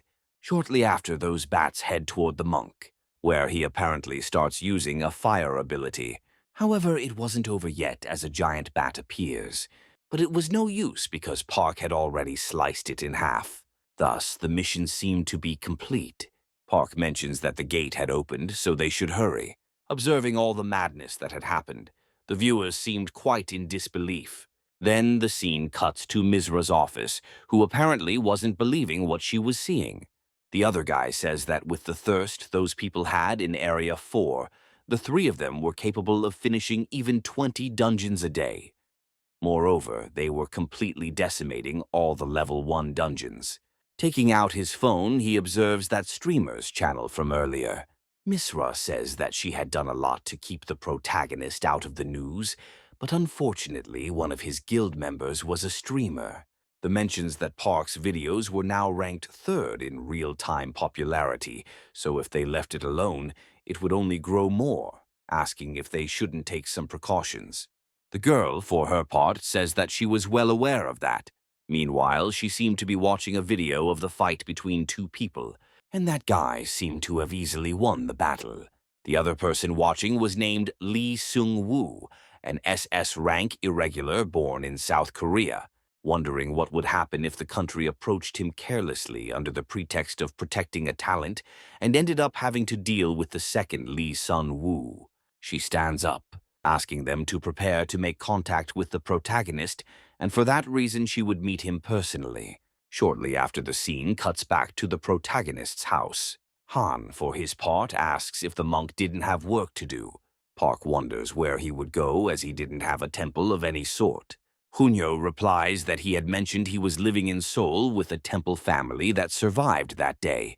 Noticing Han's irritation, Junho asks if the creature couldn't at least rest for a day since his clan was ready to renew its rank.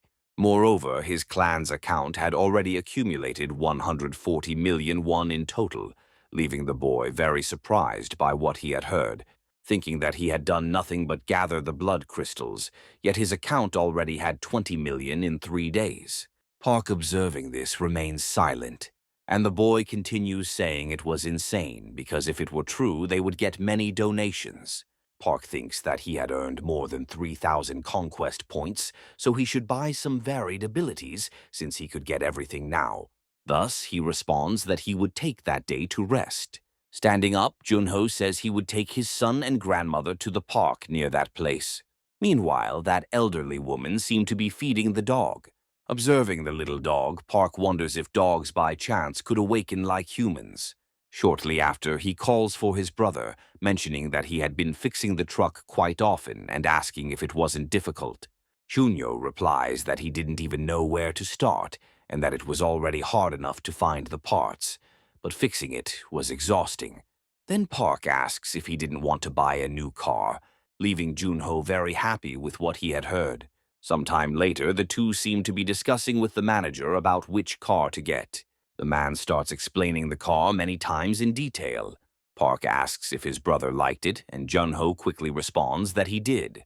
With his choice made, Park says he intends to pay in cash, asking if they could drive off immediately. Shortly after, the two leave the place with their new car.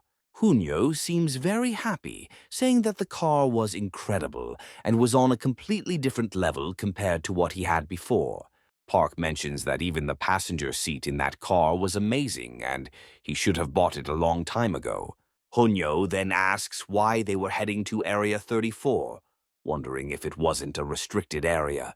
The protagonist questions if he had mentioned that he couldn't awaken because he didn't have the money, and for that reason they were going to awaken that day. Shortly after, a scene cuts to the two arriving at the predetermined location. Looking around, there were several destroyed houses.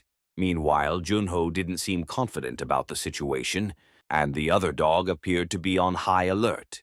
Park asks if the dog could also sense that smell because that odor was definitely from a goblin.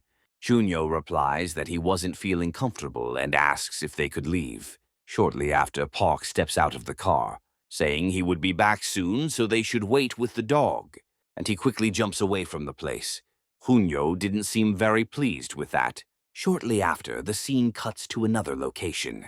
A group of people appeared to be watching the video of the protagonist with his group.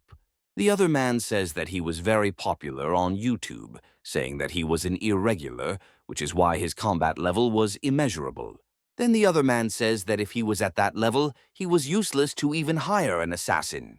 However, even so, they couldn't just leave him alone.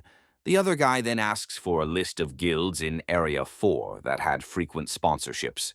Thus, he remembers the name, but there was another person who was better suited for the situation, asking to contact him and offering as much money as necessary for the job.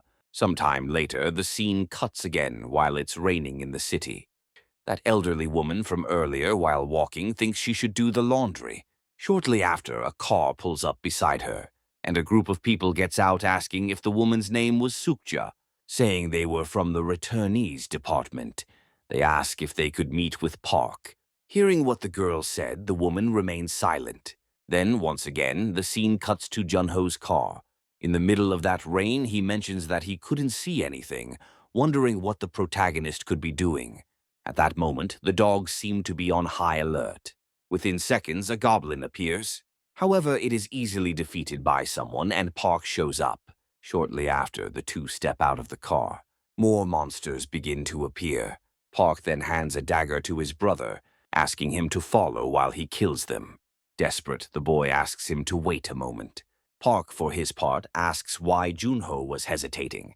Hunyo then questions if it was really necessary for him to awaken.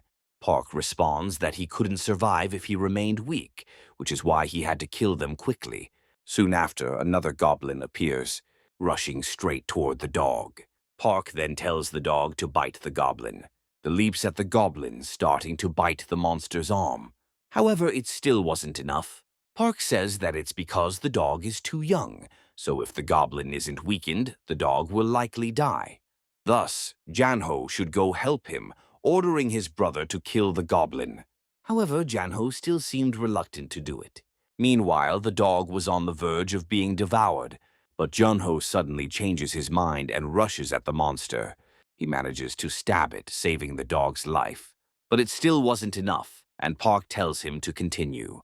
Shunhyo then begins a series of attacks again. Everything was done, and his hand was covered in ketchup like blood, completely desperate at what he was witnessing.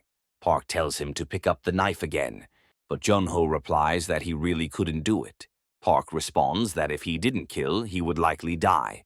Once again, the dogs seem to be on high alert. Another goblin appears. Park once again tells him to follow while he kills the monsters because they were running out of time. Desperate, the boy has a flashback from before when he was being bullied by those people. At that time, Park had simply ignored his brother, leaving him alone in that situation. However, now things had changed, and Park was doing everything he could to help him. Seeing all of this, Junho's facial expression changes. He seems to accept everything with open arms. He then picks up the dagger again, saying it was true because he had always been like this.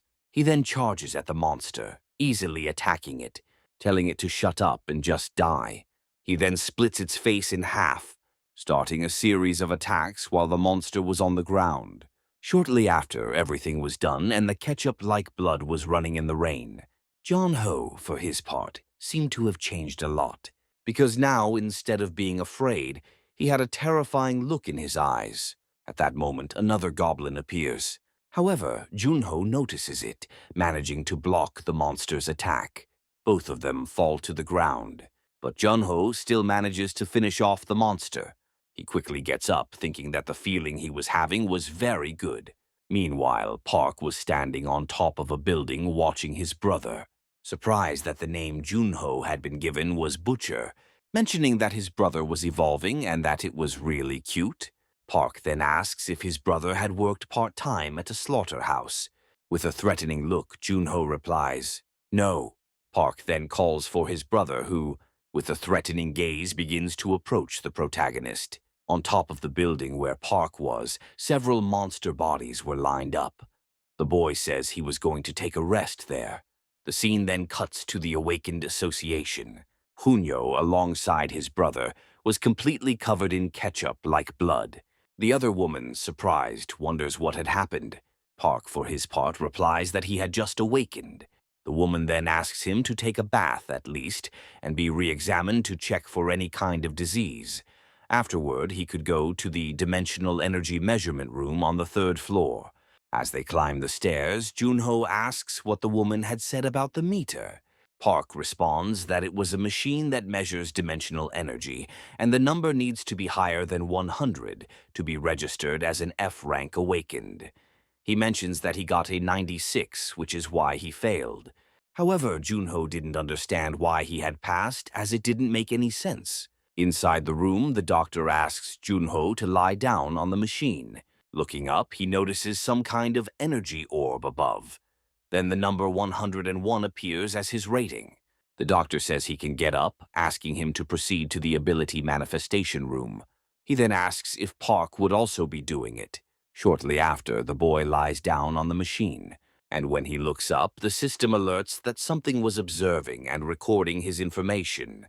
At that moment, as a reflex, he opens his eyes, where the number 189 appears in front of him, leaving Park shocked by what he saw. The woman mentions that his dimensional energy had grown rapidly, just as the rumors said. Park then asks if the machine was really giving the right data, questioning who had built it.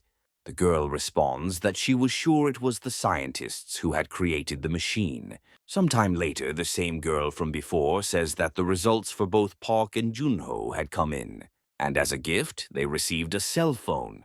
Junho was now qualified to register for the mercenary test. As Junho accepts everything, the protagonist congratulates him, asking if he didn't feel anything strange when he was in that machine. However, Junho replies that there was nothing unusual. Park asks if it was because Junho wasn't as sensitive as he was, and asks what his awakened ability was. His brother responds that it was decapitation. Meanwhile, they encounter Choi's group. Seeing the girl, Park walks toward her. The guy next to her says it looked like Park had a death wish, but then they realize it was Park. The protagonist apologizes to Choi for the misunderstanding, explaining that he still wasn't used to talking with civilized people. However, the girl responds that they wouldn't see each other again. Seeing Choi leave, Park falls silent. saying it was a shame as she was the captain, but her personality was quite unpleasant. The scene then cuts to Suho clan's house. Meanwhile, Miso is sitting beside that elderly woman who was drinking, commenting that the wine was very good. The elderly woman says it was great to have a girl with a hearty appetite, and her husband had made that wine 10 years ago but passed away before he could taste it. Miso then mentions that Park was taking a while, but soon after a boy arrives. Juno's son, excited, notices they had arrived. Miso approaches Park and the boy asks who she was. Checking her stats, he sees that she was a rank A level 2. Park asks if she was the captain of the returnees department. Questioning why she was there, Misa replies that she came to sign a contract with him, asking if he knew the official name for a returnee. However, Park says no. The girl replies that it was human coordinate. She then asks if, when he returned to Earth, he came through a red portal. She explains that once he returned to Earth through that portal, certain conditions were met. Thus, that portal would appear again, and a bridge portal could go back and forth. Park, hearing this, becomes thoughtful, thinking that this could mean he could find his friends. Miso says that the Awakened Department suspects this planet is the new 4th planet. If her assumption is correct, South Korea would be the only country in the world with a portal to the 4th planet. Park then asks when that portal will form. The girl responds that it would be at least 99 days. So the protagonist asks what she wanted from him. The girl asks him not to appear until the portal is formed. Confused, the boy asks why. Miso replies that she didn't want him to become a second Lee dungeon. Not understanding anything, Park asks who the heck that person was. Miso explains that he was currently the #1 in the world and was originally from Korea. During the early stages of the Great Disaster, the government detained and confined returnees in the name of national protection. However, at the time, they didn't have much information about irregulars. And because of this, Siak Woo, who was a rank D, awakened when he returned, easily escaped. Currently, all 9,000 gates in Tokyo are because of him asking if Park knew what the dimensional industry was. If a portal appeared while on vacation, Korea could suffer a great loss. Park then asks what he would get if he did that. The girl responds that it could be anything. The protagonist then asks for a promotion for the Suo Guild and an exclusive territory for it. Meanwhile, Han, on the other side of the room, was listening to everything. Miso asks if he wanted anything else as she was writing everything down. Park asks if she knows when the portals will appear. The girl says that a specialist agent in dimensional energy disruptions would be dispatched, and she was the best agent in the department. Meanwhile, a flashback of the protagonist saying, "You want to have children with Choi?" appears. The girl asks if he was joking with her. The other man, observing everything, asks why she was reacting like that. Choi, irritated, says she should have thrown Park in prison for what he did. Miso then appears, asking what was going on. The girl responds that she was upset, and for that reason, Miso shouldn't bother her. Asking what Miso wanted, the girl responds that she needed her for a mission. Looking over some papers, the girl asks why she was the one assigned to that mission. Miso responds that it was because Choi was the right person for the job, as she was the best in the team when it came to detection. She asks Choi what she thinks will happen if a portal opens in the middle of the city, especially one where they don't know what kind of planet it leads to. Choi responds that it would be like hell on Earth. Miso tells her that if she sees any signs of a dimensional breach, she should grab the protagonist and leave the field immediately, and until then she shouldn't leave his side, asking if she understood what she was saying. With that, Miso leaves. Choi, irritated, mutters that one day she'll write her resignation letter because of this. The scene then cuts to the protagonist's house. Cherno asks why Park is so happy, and Ham responds that they passed the test to promote their clan. Additionally, starting that day, it would be able to tackle dungeons up to level 2. Park comments that it was very good news. Cherno adds that if they want to enter level 2 dungeons, they would need to be in a rank P group. But at the moment, they still had too few people, asking if it wouldn't be better to focus on level 1 dungeons for now. Ham agrees, saying Cherno wasn't wrong, but as long as Park is with him, he's sure the level 2 dungeons will also be easy. Park says that first they will make money from level 1 dungeons, then they will level up by acquiring skill books. After that, when they are ready, they will prepare attack teams to recruit more members if necessary. Shortly after, the monk introduces himself. Everyone greets him, asking if he has already eaten. The monk responds yes and says they would set out that day. The scene then cuts to several cars lined up. The people are heading toward the portal. Looking to the side, another man notices something. He observes the protagonist's group. Then he approaches Park. He greets him, saying it's been a long time, asking where his friends from that time were. But at that moment, the man changes his expression. Park, for his part, seems confused. The boy says his friends are fine, but Park questions why they're in a day group. At that moment, the man's group says they should leave, so the man replies that he has to go. The monk asks Park who man was. Park replies that he was a dungeon companion, but they should forget about all that and enter the dungeon. Meanwhile, an unknown man observes the protagonist's group heading toward the portal, apparently smiling. Then, the other man's group also says they should enter. The man thinks about how he couldn't tell Park that his clan had disbanded. The two people he called companions had left under the excuse of medical care. It was a common story where a guild collapses when its core members leave, and zero-level clans are easy to form and easy to dissolve. The stress level caused by a work environment where it's kill or be killed reaches a point of no return. Mercenaries without a clan often band together to challenge dungeons and day groups. So there had to be at least one person destined to be his comrade among those people, and for that reason he would start again. Shortly after, the scene cuts to Shu riding her motorcycle, saying she's heading to the since the morning. Misa responds that she will send the location. The scene then cuts to the dungeon where the protagonist is being easily annihilated. Han, excited, says that the skill he learned from the skill book is really good. Meanwhile, Juno is desperately attacking the monsters. At that moment, one appears behind him, but Juno notices it, successfully defeating it. Han, surprised, realizes that Juno smiled after defeating the monster. Meanwhile, Park watches everything from above, saying that it seemed like the three of them were enough. At that moment, a light appears among the trees, and another hunter is seen running desperately from the monsters. At that moment, the man from before appears to help him. However, it doesn't seem to help at all. The man asks why he threw a firebomb at him. Shortly after, the other companion is grabbed by one of the monsters, and as a consequence, he appears to be devoured. That boy lying on the ground mentioned that the team was already nearing its end, thinking that he was really envious of Park's group, but still he wouldn't give up and would stand up. Han said that this time he was faster and was feeling less tired. The protagonist said that was great, and from now on they would split up and attack in teams.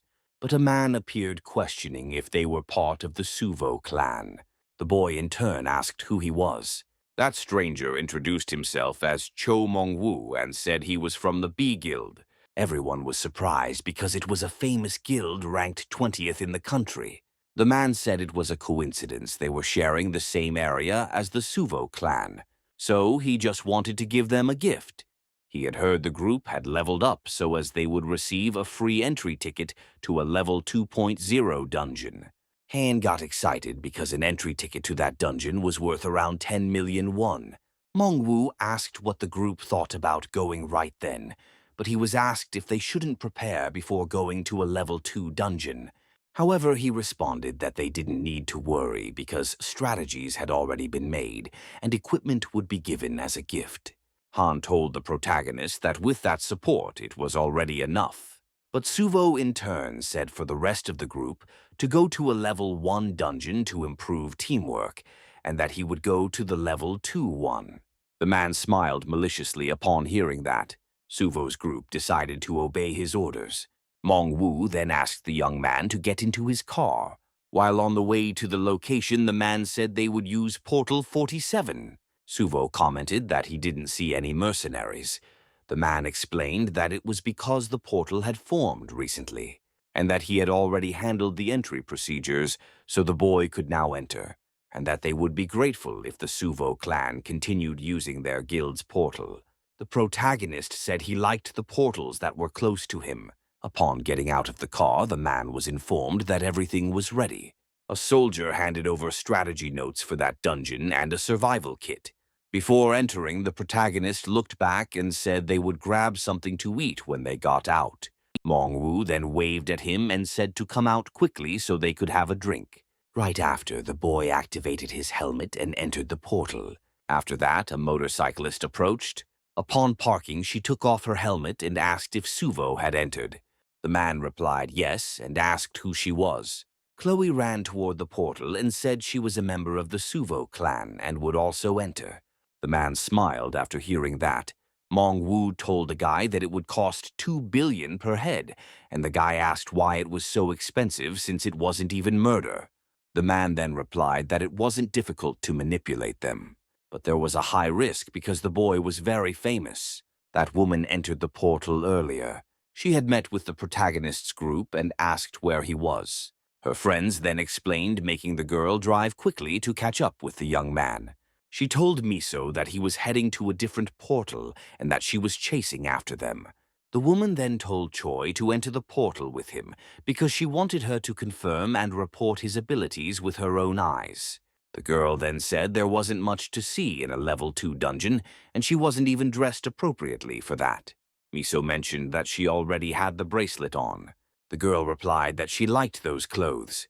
The woman said she would give a double bonus for property destruction. Choi asked if it was really necessary to go that far. Miso asked if she didn't think it was important to catch Suho.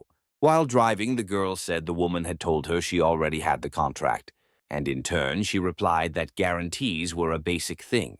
Back in the present, Choi was entering the portal. On the other side, Suho commented that the atmosphere was different there.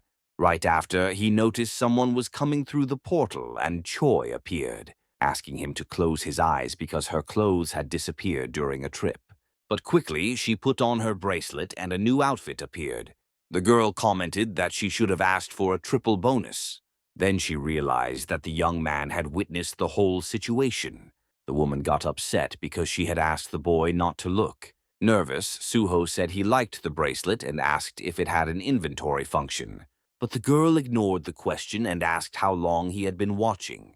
Suho remembered that in past situations, she had also seen him without clothes, so now they were even. Then the boy asked why she had come all the way there. Choi responded that she was there to be his guardian.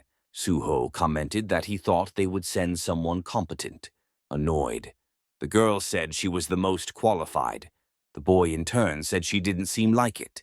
Choi said she had only come that way because she was in a hurry. The protagonist said she could stay, but she wasn't to touch his prey. The girl reassured him, saying she had only come to see how good he was. Then the girl remarked that it seemed like they had already come to receive them. Looking ahead, they came across a large creature. Choi said the boy was lucky to face the dungeon boss right off the bat. Suho, in turn, said there were 4 bosses. After that statement, the girl was confused. Then 3 more things were approaching. The girl said that could be possible because level 2 dungeons weren't like that. The protagonist replied that this wasn't a level 2 dungeon and asked if the girl hadn't noticed when passing through the portal. Choi replied that she hadn't noticed because of the bracelet's barrier. While advancing toward the monsters, Suo told her not to interfere regardless. A massive explosion occurred next. The girl wondered what kind of speed that was. The protagonist headbutted one of the orcs, sending it flying away. After that, the boy grabbed the axe the monster was carrying and chopped off its head. The second orc appeared, but Suho threw the weapon at the creature's head. While fleeing from the third monster, he held onto a vine, making the orc lose sight of him. While it was distracted, the boy advanced over the creature. Outside the dungeon, Mangu was on a call, saying they could already be paid because even if they were Srank, it was impossible to escape. Meanwhile, the boy struck the monster on the head, leaving the girl astonished at what she was seeing. The last orc was approaching. Suho smiled and asked why he should care about the dungeon level when all he had to do was kill them all. The boy dodged the creature's attack and landed a precise kick on it.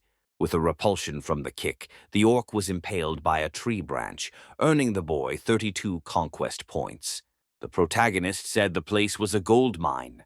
Then he told Choi not to just stand there and help collect the blood crystals. The girl thought that even being an irregular, he barely had the experience points on Frank, but she didn't see even a hint of hesitation in the way he hunted and killed.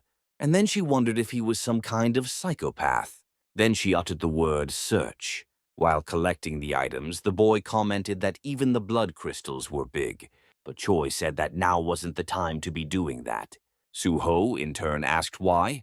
The girl explained that even though he had killed 4 orcs, the gate hadn't opened yet, and the only thing in the bag was rocks. The protagonist then said he could at least use them to store blood crystals. Choi said that the dungeon was at least level 4, and it would be hard for them to get out alive, even by combining their forces. Then the boy realized that Mimu had lied and had made him enter a level 4 dungeon for free. After that, he shouted, saying he was going to buy something really cool for the man when he got out of there. Choi concluded that the boy was truly an idiot. Right after, a 5th orc charged toward the girl, and she tried to defend herself. But remember that she wasn't carrying her sword because she had left it on her motorcycle. Luckily, Suho managed to save her, and said she could relax because he was strong, although he used to be stronger. Then Choi sensed a presence followed by loud noises. The girl decided to use her clairvoyance and saw several creatures approaching. Choi then said it was an orc squad and that they were surrounded along with a war chief. Suho said that even though the monk mansion wasn't there, the prey kept coming. All the orcs advanced, mounted on wolves, making the protagonist surprised by it. And he told the girl not to touch them because they were all his. Choi activated her shield to protect herself. Meanwhile, the boy continued cutting off the orcs' heads. Then the girl used her inventory to retrieve her sword, using it to cut one of the monsters. But still, she would have preferred to have her blade. Suho appeared, telling her not to touch his prey, and continued cutting off the orcs' heads. However, right after, he was struck by one of the creature's clubs. It was the orc war chief's. But the boy quickly got up and asked if that beast was the chief. Without any response, the creature charged at him, but the boy dodged and stabbed the beast with his knife. Choi asked if he had killed it, but it still wasn't enough to defeat the orc. Miso was asked if Choi had gone after Suho, but the cell signals of both were in different locations with no movement for an hour. The woman said she was sure the two were together, but they stopped the car handstand to rest for an hour and reorganized their inventories before going back. Then they noticed that the protagonist had forgotten his phone in the vehicle, and Choi had left hers on the motorcycle. Miso asked them to check the girl's location, and was informed that she was in a newly opened level 5 dungeon. The woman wondered why they were there, and asked was in charge of managing the DGB Guild portal to call her immediately. Inside the dungeon, the protagonist was thrown, and the orcs kept advancing. Suho said that now things were getting tough. He quickly stood up and immobilized one of the creatures, grabbing its axes and threw them at the orcs. Right after they started shooting arrows, and Choi managed to dodge them, but she ended up tripping. The monsters took advantage of the opening to try to attack the girl, but she used her defensive bomb, blowing up the creatures. Suho saved the girl from being hit by the orc chief, taking her away. Choi asked what he was doing, and the protagonist in turn replied that they needed to run. The girl said there were orcs everywhere, and the protagonist in turn pointed to a place that was empty. Choi said they couldn't go there because it was a cliff, and that's exactly why the boy wanted them to go there. Then Suho carried her in his arms, asking her to hold on tight. After that, they jumped off the cliff. Meanwhile, those monsters were still chasing them. Thus, Park managed to land on the ground, and those monsters all seemed to have been knocked out. Choi, on the other hand, was surprised because she was still alive. Right after, Park left a jigad, threw the girl to the ground, saying he had almost died. Choi was still in disbelief at what Park had done, and looking up she was surprised as they had fallen from such a height, yet they were still alive. Then the scene cut to a cave, and Park, along with the girl, was inside, it asking the boy what his plan was, to which he replied that if he killed just 4 more orc warriors, he could level up, and after that they would attack again. Choi responded that leveling up increases the limit, and it wasn't as if you get stronger from it. But Park said that for him it was like removing his restrictions, stating that he got stronger every time he leveled up. Sometime later, the scene cut to 2 ambulances speeding toward a location. Thus, the portal where the protagonist was had been completely surrounded, and a reporter was there broadcasting the whole thing. Meanwhile, Han, along with his group, was in despair. The news reported that the suspect came and claimed that Park's Suho, along with Choi, had entered voluntarily, but after his lies were detected, the guy from the army headquarters confessed to his crimes. Thus, the reporters around asked that guy to say something, questioning what the protagonist's final words were. The man watching everything thought it was very annoying, as he hadn't expected that woman named Choi to be from the department. While the attention was being redirected to the safe return, Park was presumed to be a returnee from a 4th planet. Right after the scene cut to Miso, asking what the director was doing since he needed to go after those people. However, the director responded that the person who had done that had already been caught and the head of Driving Loan had fled, but they had placed a bounty on his head. Miso said that was just cutting the tail of the operation, as it was a level 5 dungeon, asking if he really thought that was done by just one person. The director asked if she wanted them to investigate a level 5 guild just because of that, and if Park and Choi would come back to life if they did. However, Miso responded that it was already enough to warrant an investigation. The man replied that Park was supposedly just a returnee from a 4th planet, and therefore he might only be a returnee from a dungeon, not a new planet.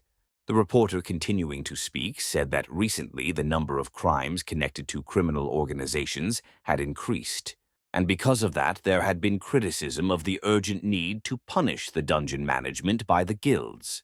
The director said they were now spreading the press release around to pressure the guild, so if they could go there it might improve everything. With tears on her face, the woman said that she was the one who had sent Choi to that place. The director asked if she thought he felt nothing about the situation, but at that moment there was nothing he could do. Still, those words weren't enough, and the girl remained deeply guilty about it. The scene then cut back to the dungeon where Park was. An orc was walking there and was suddenly surprised to encounter an unknown creature. Immediately, it tried to grab it, but the creature dodged and started running towards it. It tried to launch a series of attacks, but nothing worked. In seconds, someone appeared above the orc, who was quickly finished off by this person, and the system notified that they had gained 32 conquest points. Park pleased, and he now only needed 3 more points to level up.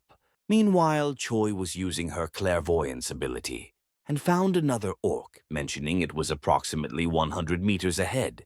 In seconds, the protagonist leaped and quickly appeared behind that monster.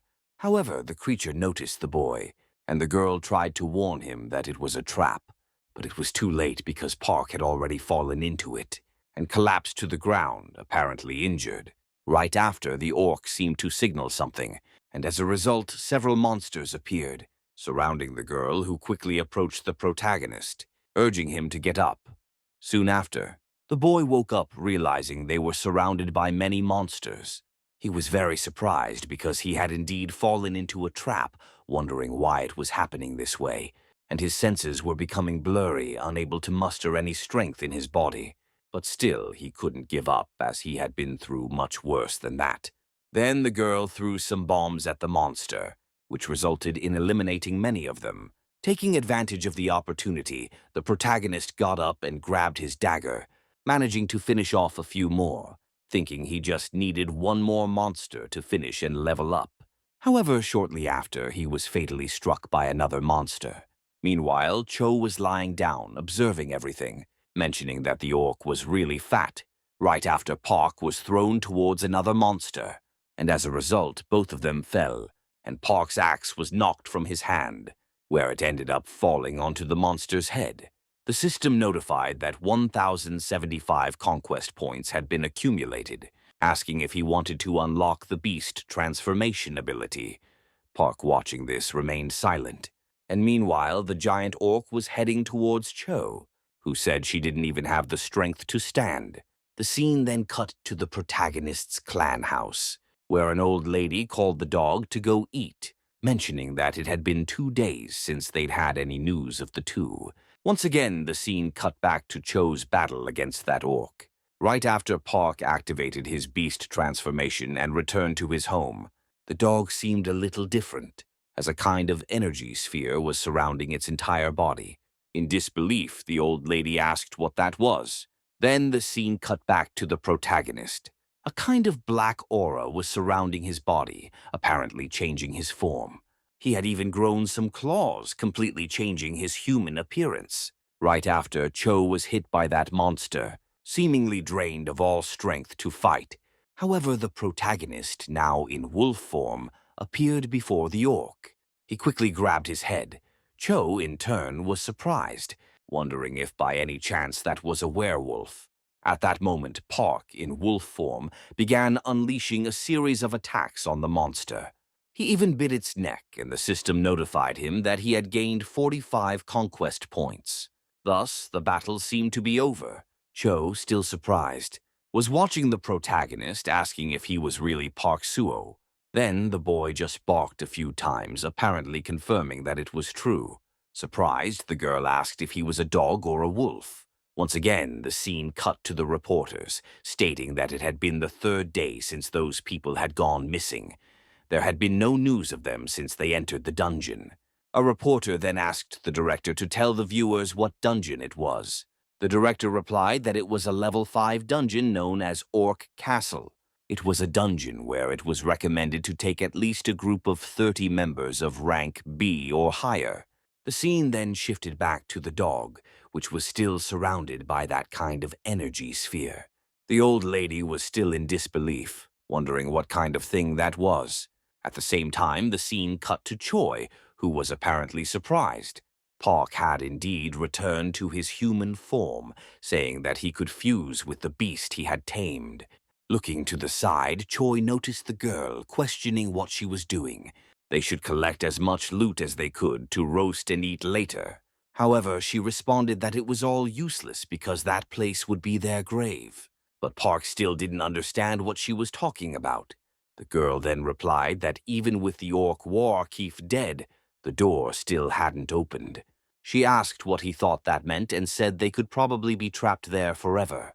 Park then asked if she was saying that it wasn't the chief. Choi replied yes, mentioning that there was a stronger monster there. Park asked what kind of monster could make Choi think she would die before even seeing it.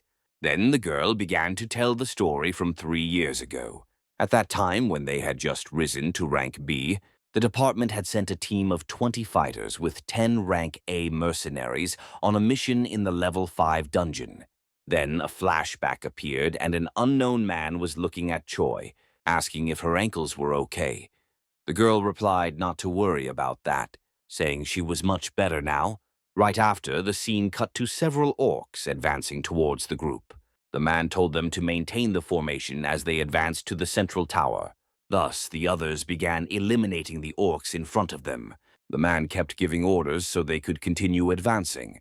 But at that moment, he was killed.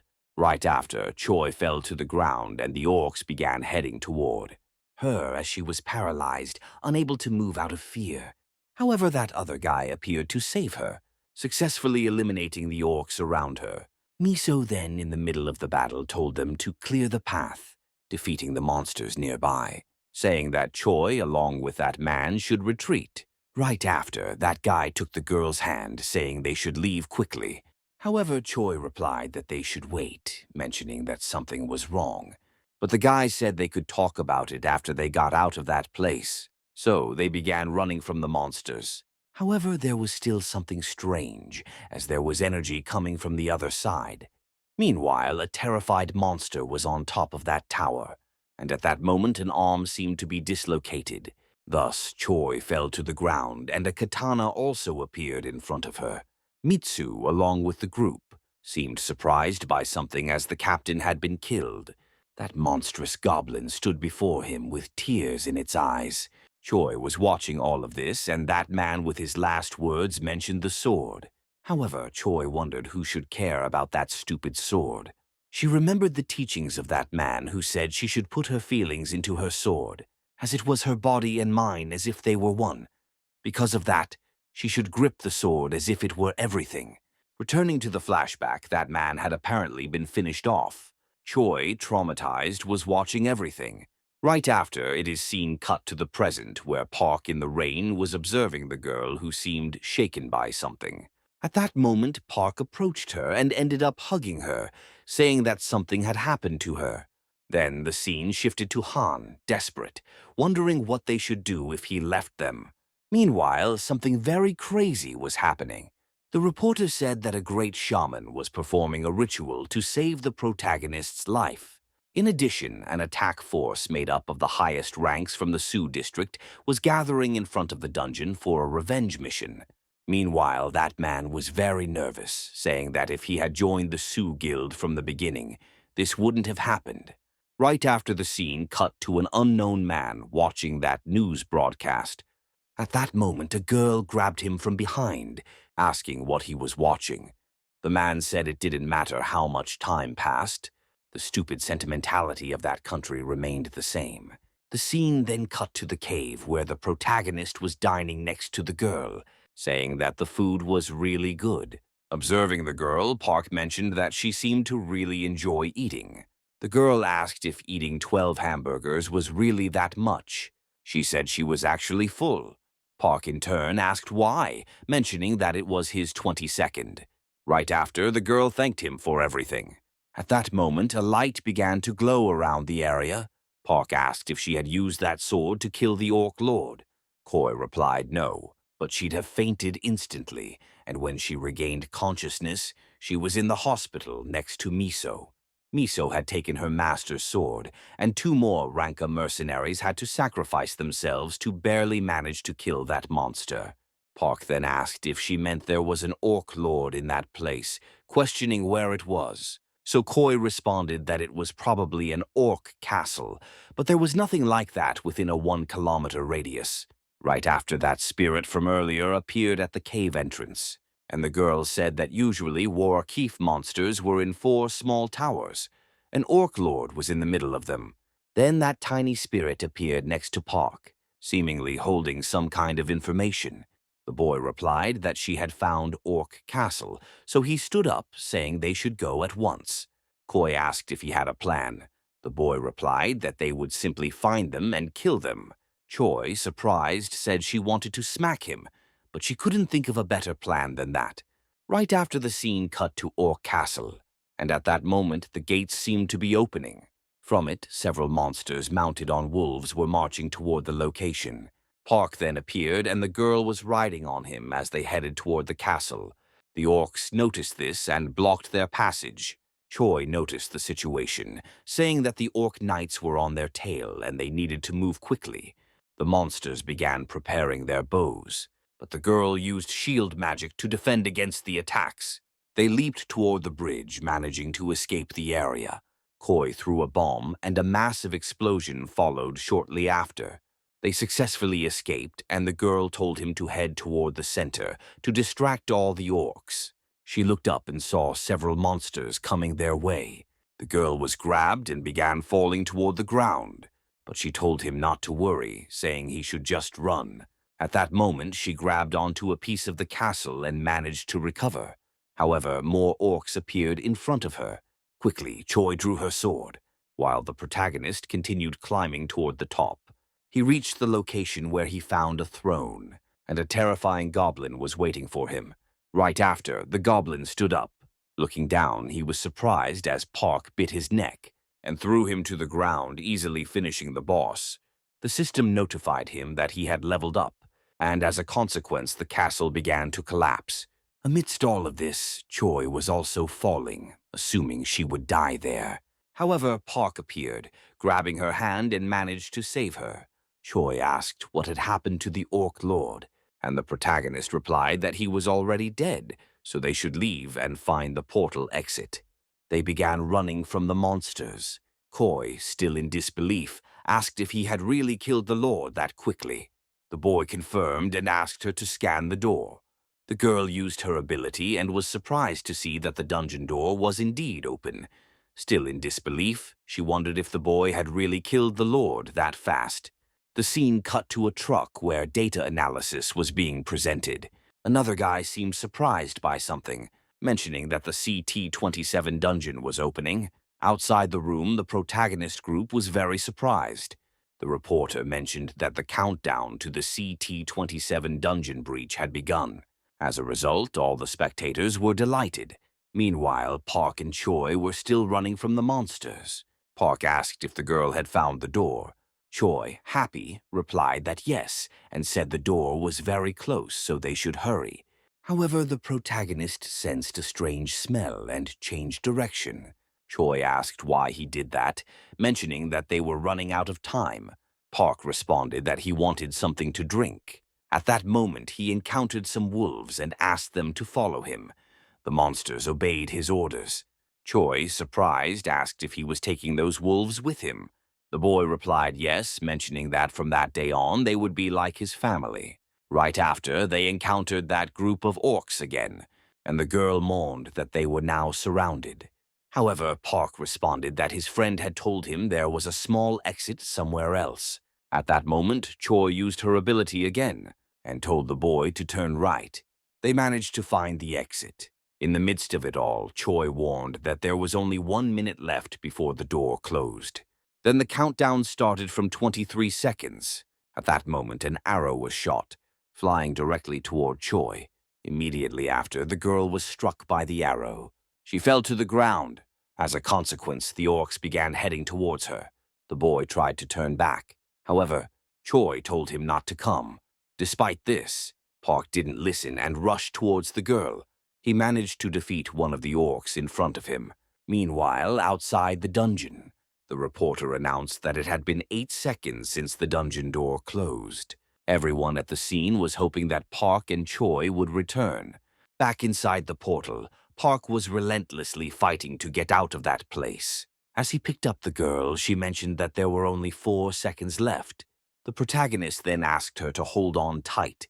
He made a giant leap. Outside the dungeon, the countdown had already reached 0. However, a beam of light appeared, and the dungeon seemed to have been completely destroyed. Outside the dungeon, the reporter said that everyone had been filled with hope, but unfortunately Park and Choi had not returned. However, they were surprised, because several wolves began emerging from that place. And then the protagonist, along with Choi, appeared. The people around said that they had seen someone flying out. For that reason, they hurried to verify it. Recognizing the figure, they realized it was a human. It was Park, along with Choi, still alive. The reporter, in the midst of all that, announced that a miracle had happened, and that the 2 people trapped in the dungeon had returned alive after 4 days. Miso, observing the footage, commented that the image was taken right after they exited the portal, and that they were immediately taken to the hospital afterward. Thus, various headlines about the event began to appear. The director, watching in awe, remarked that the reporters were being very provocative with their headlines. Miso said that it was because someone had given them the tip, so they were. Then the man said they were there to figure out how to resolve the situation, not to accuse others, so they should continue the meeting. Miso continued mentioning that news about Park had spread. Thanks to the incident, scouts from agencies in various countries were already heading toward the boy. One of them was named Victor, an agent of Russia's KGB. Another was Gorenstein from Israel. Lastly, there was Nakamura, the vice chief of Tokyo's Awakened Federation. Irritated, the director asked if that idiot Nakamura had come again. The girl replied yes, and in addition he had taken Sung-woo, but she still thought America was even more dangerous. The director said they needed to secure Park first of all, asking if there were any security measures beyond the contract they currently had. Then the doctor said that as long as Park's family remained in Korea, he wouldn't leave the country. Surprised, the director asked if the boy cared more about his family than about money. The doctor replied that Park had lived among wolves for over 1,000 years, so he was probably missing his family a lot. However, it was the opposite, as he began to miss the wolves he had lived with for 1,000 years after returning to Earth. The director commented that the protagonist was a very difficult person to understand, and the doctor said he valued spending time with his family more. For that reason, in a way, he was just a normal person. Thus, they should offer him a territory where he could live with his family without any problems, and as a result, Park would have no reason to go against the department. The director agreed to that plan, but said they still needed to prevent the scouts from signing a contract with him. Miso then showed an image on the television saying it was an abandoned factory, so it would be better to give that area to the Suo Guild as their territory, and marked the surrounding land as private property. The director said that those buildings could be fine after some repairs, and asked if Chu would continue keeping an eye on Park. Miso replied that she was the most suitable person for that job. Then the director asked if she had already woken up, and Miso said she was already recovering. The director inquired if she was resting after writing a report about Park, and the girl replied that he was like a dogman. This left everyone surprised by what they had heard. The director asked her to continue speaking.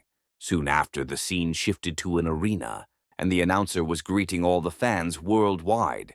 It was the largest competition to determine the strongest, and finally, the moment for the final match had arrived. The crowd went wild, and then the silhouette of an unknown man appeared.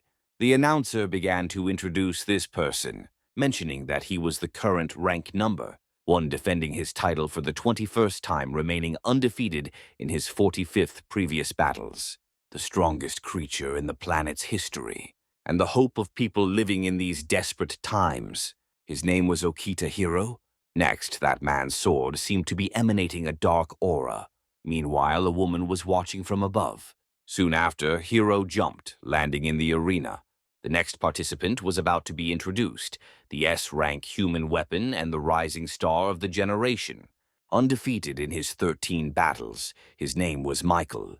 That man also jumped into the arena, quickly rushing toward Hiro, claiming that his era would end now.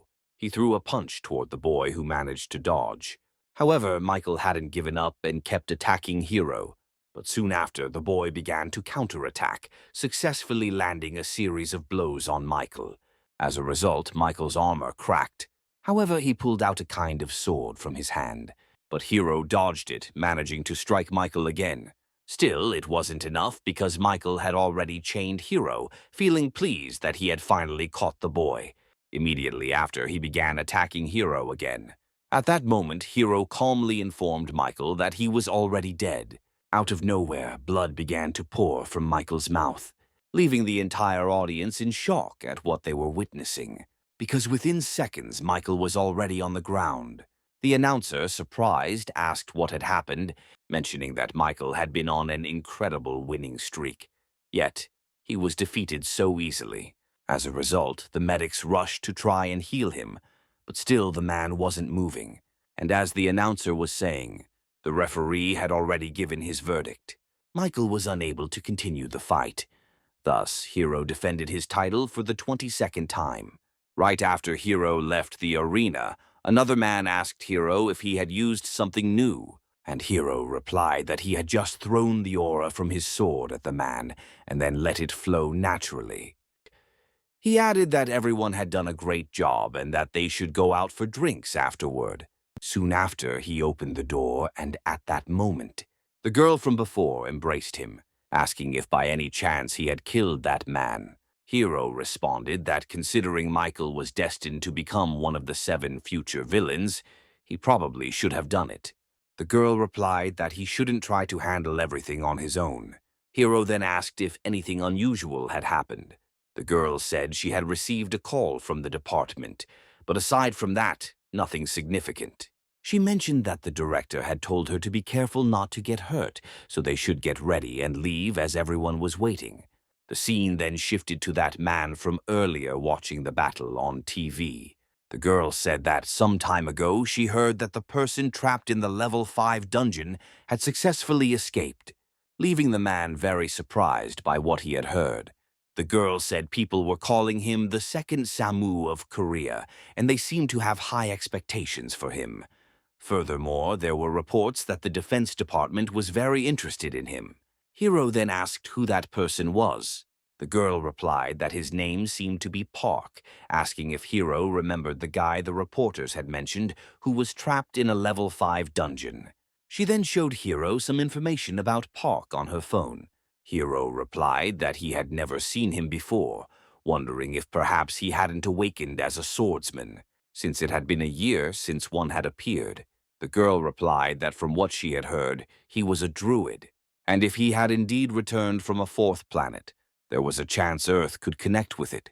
And even as an F rank, it was still incredible. Soon after, Hiro gave a smile, thinking that such a thing was impossible. He mentioned that this was his 25th regression. He had repeated the same event over and over for around 500 years, and as a result he remembered all the awakened individuals who would make their names in the future, as well as having a general outline of the major events. However, Park wasn't on that list, and throughout that entire period no one named Park Soo had ever stood out, much less a returnee from a 4th planet, and the story changed very little depending on his actions. And all of that was what happened after 5 years. A new planet would never appear in that timeline. Then the woman asked if it wouldn't be a good idea to bring the protagonist to their side. However, Hiro replied that he wasn't sure how to answer that.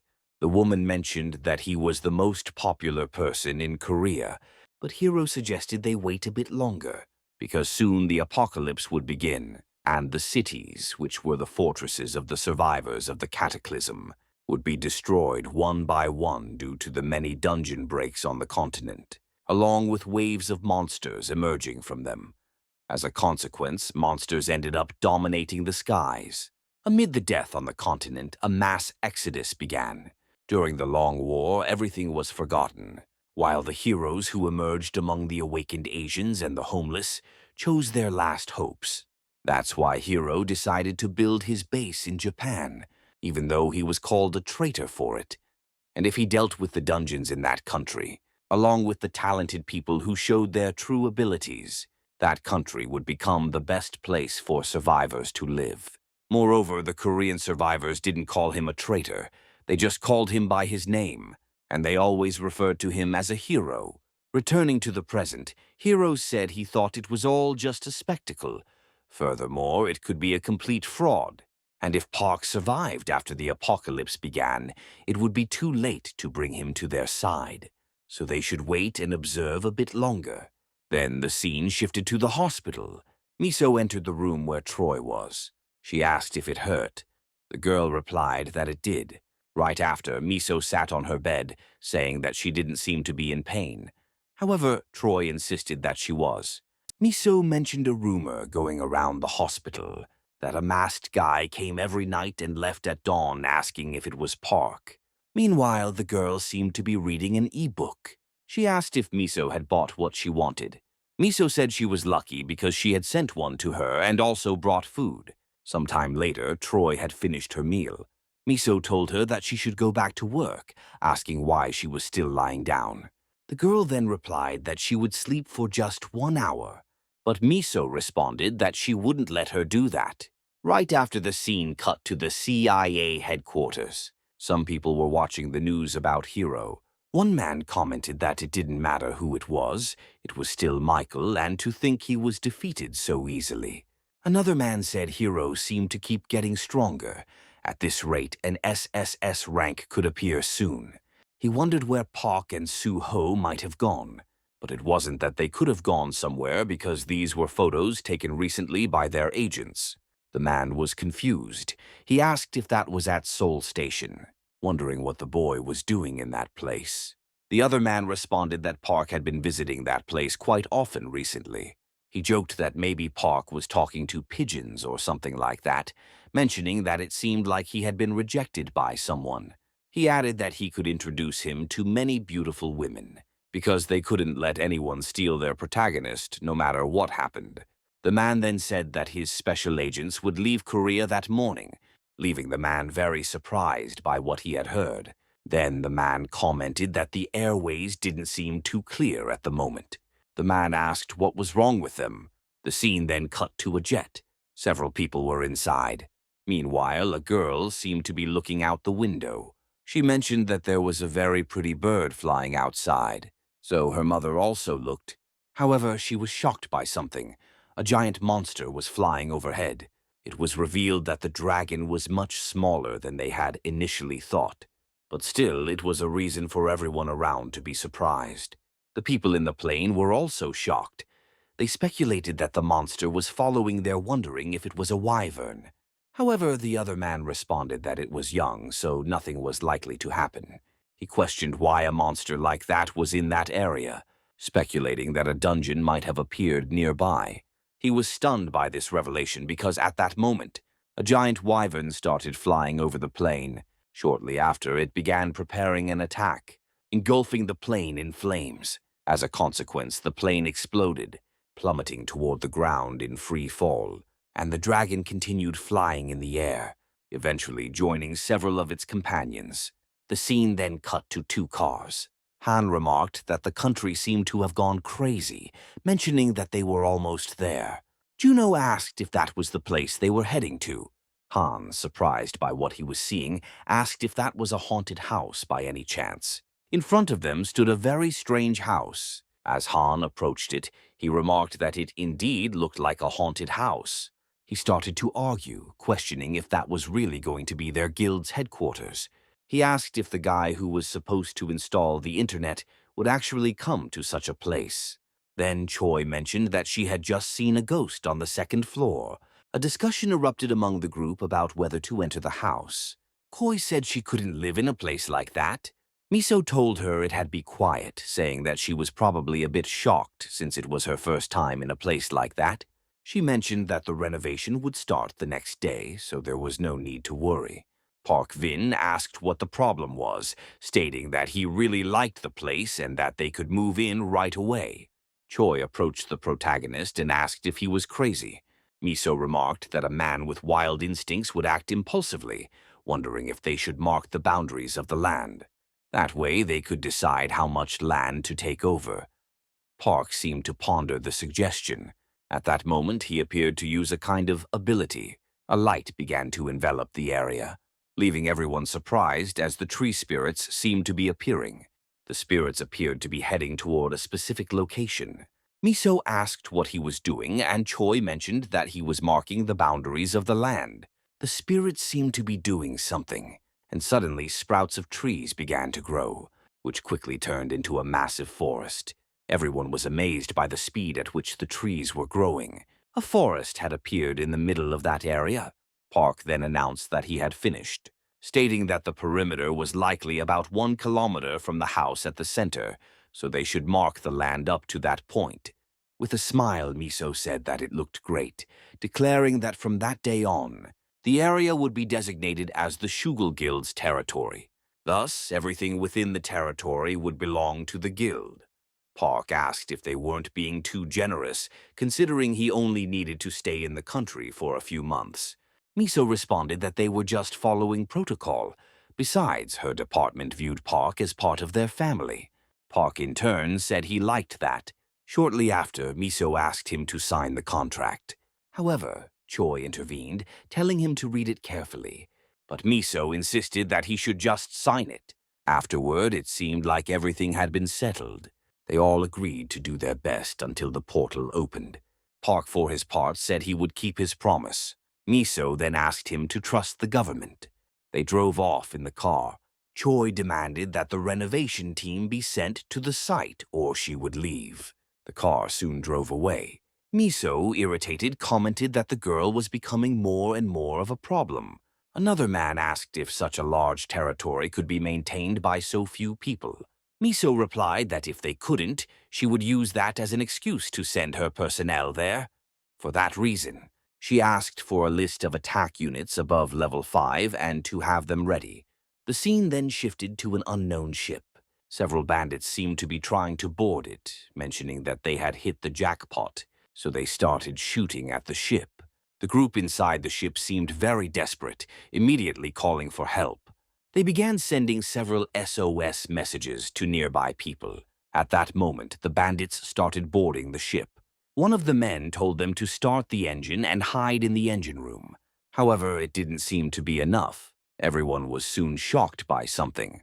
In a matter of seconds, all the men on the ship were thrown into the air. Right after, a tentacle appeared, and a gigantic creature seemed to be trying to swallow the ship. As a consequence, the ship began to sink. The other man, who appeared to be the captain, fell into the water. At that moment, a giant monster appeared right in front of him, swallowing him whole. It was then revealed that several sharks with unusual forms were lurking in the waters. Meanwhile, a helicopter flew over the area, reporting that they had reached the coordinates sent by the boat. After searching a 16-kilometer area, there was no sign of the ship. Meanwhile, the giant tentacle remained below the surface, soon heading toward another ship. The scene then cut back to the protagonist's clan house. The tree spirits seemed to be doing something with the surrounding trees, and the house itself appeared to be undergoing renovations. Shortly after, Troy's phone started ringing, but she was still asleep. She eventually answered the call. Miso, on the other end, said it seemed like she was having a lot of fun in that house. Troy, still groggy, asked why she would say that, mentioning that she was still on duty. Miso asked if she was with Park at that moment. The girl, still half asleep, said she didn't know. Irritated, Miso called her lazy, asking what she meant by not knowing. Troy was told to get up, so she got up and saw a giant tree in front of her. As she sipped her coffee, she remarked that Park had really planted a lot in a short amount of time. All the trees had already grown. She admired the stunning massive tree that stood before the house, with several wolves roaming the area. Meanwhile, various system screens were appearing in front of Park, showing information about the wolves. The protagonist then began renaming all the wolves. The system mourned that if dimensional energy exceeded his own, he could lose his sanity during fusion. Park, looking at the information, wondered if he could keep leveling up the wolves. Right after, Troy appeared, asking what he was doing. Park replied that he was assigning names to the members of his family. Troy remarked that he should have woken her up, asking why he had gone off alone. At that moment, the dog from earlier appeared. Surprised, Troy noted how quickly it was growing. Park mentioned that everyone had gone out in the morning and were probably heading toward the dungeons. Koi, surprised, commented on how hard they were working, even in such hot weather. Park then asked if she wanted to take a walk to cool off. At that moment, the boy transformed, asking her to hop on. The girl complied, asking if he just wanted to show off what he had done. However, Park told her to just hold on tight. He started running at great speed, leaving Troy amazed at what she was witnessing, asking him to slow down. Meanwhile, the pack of wolves was heading toward the protagonist. The scene then shifted to another location. A man asked if there was really nothing to report, mentioning that headquarters had requested any updates, but it had been 2 months since they last left the house. He asked if anyone had crossed the boundary. The other man pointed to the cameras, saying that the military would be dispatched immediately if anyone did, and since no one knew when the portal would open, 2 units would be stationed nearby. At that moment, a car appeared. The man noted that it was the Suva clan's vehicle. Shortly after, the truck left the area, heading toward a specific destination. Inside the truck, Shuno mentioned how hot it was, but the reporters still wouldn't drop the situation. Meanwhile, Han was browsing YouTube, looking at information about the protagonist, wondering what he was seeing. Shuno asked what he was looking at. Han replied that it was nothing, though he seemed in thought. He wondered why so many countries were sending foreign donations to Park. Moreover, the highest donations appeared to come from very influential foreign scouts.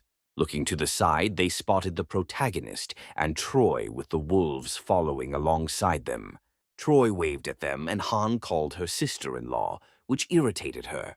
Han remarked that if Troy lived and aided the protagonist's house, she was probably his sister-in-law, adding that Park didn't seem willing to give them a ride. Watching the two, he commented on how fast Park was, prompting Shuno to step on the gas, insisting they wouldn't lose to a car. Thus, it seemed like they were having a race to see who was really faster. Looking back, Troy noticed something, asking if the boy had sensed it too. As Troy observed, she confirmed that they were witnessing a dimensional break within a 200-meter radius. A flashback of the protagonist and Troy in the hospital appeared. The girl asked what kind of planet he had been on. The boy responded that he had been in the animal kingdom, an unimaginable place full of hostile creatures with dimensional energy greater than 700. Troy was completely shocked by what she heard, as that power was immense.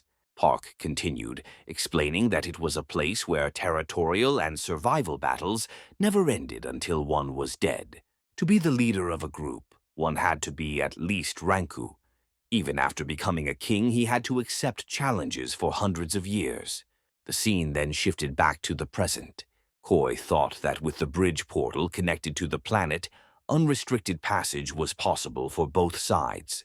If what the protagonist said was true, that place would become a war zone where they would have to fight against hostile beings from another world, likely battling beasts with dimensional energy above rank S. The scene then cut to Troy talking with the director. She asked if he thought Park's planet would be friendly toward them. The director in turn questioned why she was worried, mentioning that Park was the king of that place. The scene shifted again to Park and Troy. Troy questioned why the boy had said he was king of that place. Park replied that if the current king wasn't the same as before, they would want to kill him if they saw how weak he was now. Troy, bewildered, asked why that made so much sense. She then told him to run at full speed toward the northeastern field because they needed to get as far away from the city center as possible. They began moving towards some bushes. Han, meanwhile, wondered where they were heading, deciding to follow them quickly. As they proceeded in the same direction, a beam of light started to appear. Troy mentioned that the portal was beginning to open as the space around them started to distort, leaving her puzzled by what she was seeing. Soon after, Miso received a call. Troy informed her that the portal was about to form. Miso, confused, asked for clarification. Troy requested that the portal's location be sent to the guard units. A short time later, several convoys arrived, preparing their missiles for a possible attack. The protagonist seemed to notice something, mentioning that this wasn't the planet he had been on, but just a normal portal. Troy asked how he could be sure without even using any equipment. At that moment, the boy stopped, saying the sensation was different from when he had crossed. Troy explained that the portal he had crossed was a teleportation portal, which returnees sometimes used. That's why it might feel different. However, Troy realized something. Thinking that now that she had stopped to reflect, the dimensional energy of a teleportation portal Park had crossed was greater than that of a bridge portal. At the time, she had thought the device was broken, and she suspected that something was off with her intuition. However, it was true that her instincts were telling her this was something very dangerous like before, but in any case, this was still a dungeon portal. Yet, she was still questioning whether it was really a portal at all. The other soldiers watching everything speculated that it might be a dimensional break. Soon after, several cars arrived at a specific location. The other man mentioned that this was the department's detection team. At the same moment, several helicopters appeared over the area. The man was shocked, saying that a portal had indeed opened, suspecting it could be a dimensional break. At that moment, another beam of light engulfed the area, and as a result, a new portal emerged. Troy, for her part, confirmed that it was indeed a dungeon portal, thinking that Park had much better intuition than hers, even though she had the best detection ability in the country. Soon after, the protagonist brother's car was spotted. Hans and the processor approached. Hans, approaching, announced that it was a portal, speculating that it might be a new planet. At the same moment, two more cars appeared and a group of soldiers emerged, mentioning that they were the 11th detection team. For that reason, they began installing measurement devices in the area. Juno asked what those devices were for. The girl explained that the device was used to calculate the dungeon level and the time until it would break. They started analyzing some data, and the number 4280 appeared. The other man informed them that it was just a level 4 dungeon. Park remarked that it would do. Miso, apparently disappointed, asked if it was really a level 4 dungeon. Shortly after, the girl changed her clothes, saying that Park had mentioned the portal wasn't the one he had gone through, so she thought it was necessary to enter and check out the place. A scene then shifted to the director on a call, asking if it was really a level 4 dungeon. Miso replied that they weren't certain yet. They first needed to determine if the newly created dungeon was connected to where the protagonist had come from. The director, sounding exasperated, mentioned that this was driving him crazy. He asked if Miso knew how much money they had wasted on this. Miso repeated that they weren't sure yet, since Park's skill level was incredibly high. The director added that if the first portal appeared near someone who had just returned, it was likely a dungeon portal. He questioned if Miso knew who had trusted and invested in this project. Miso responded that Park had great value simply for being an irregular. An argument ensued between them. The director finally asked them to find a way to resolve the situation, stating that if they didn't recover the investment, they'd be ruined. Back where the protagonist was, all the analysis had been presented. One of the men stated that the dungeon would break in 50 days, so they should send the Park remarked that this would work for him. Another man mentioned that Park would need to complete the level 4 dungeon. Park asked if that would be difficult given the current number of guild members. The man said it would be easy.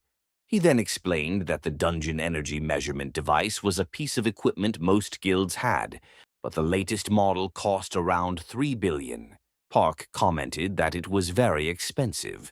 However, the man informed him that they were notified to rent the device permanently for this portal. He asked Park to sign some papers for that reason. The protagonist, observing the situation, asked why they were giving him so many gifts. The man simply smiled, telling him that even if he wasn't a return from a new planet, the department would never treat him poorly. He mentioned that foreign countries had recently been trying to recruit him. For that reason, he should know that the department viewed him as family. As the country's treasurer, they told him to relay this message. However, Park looked confused, saying that he hadn't received any messages from any foreign countries. Just then, Han appeared, asking if he could have a word with the protagonist.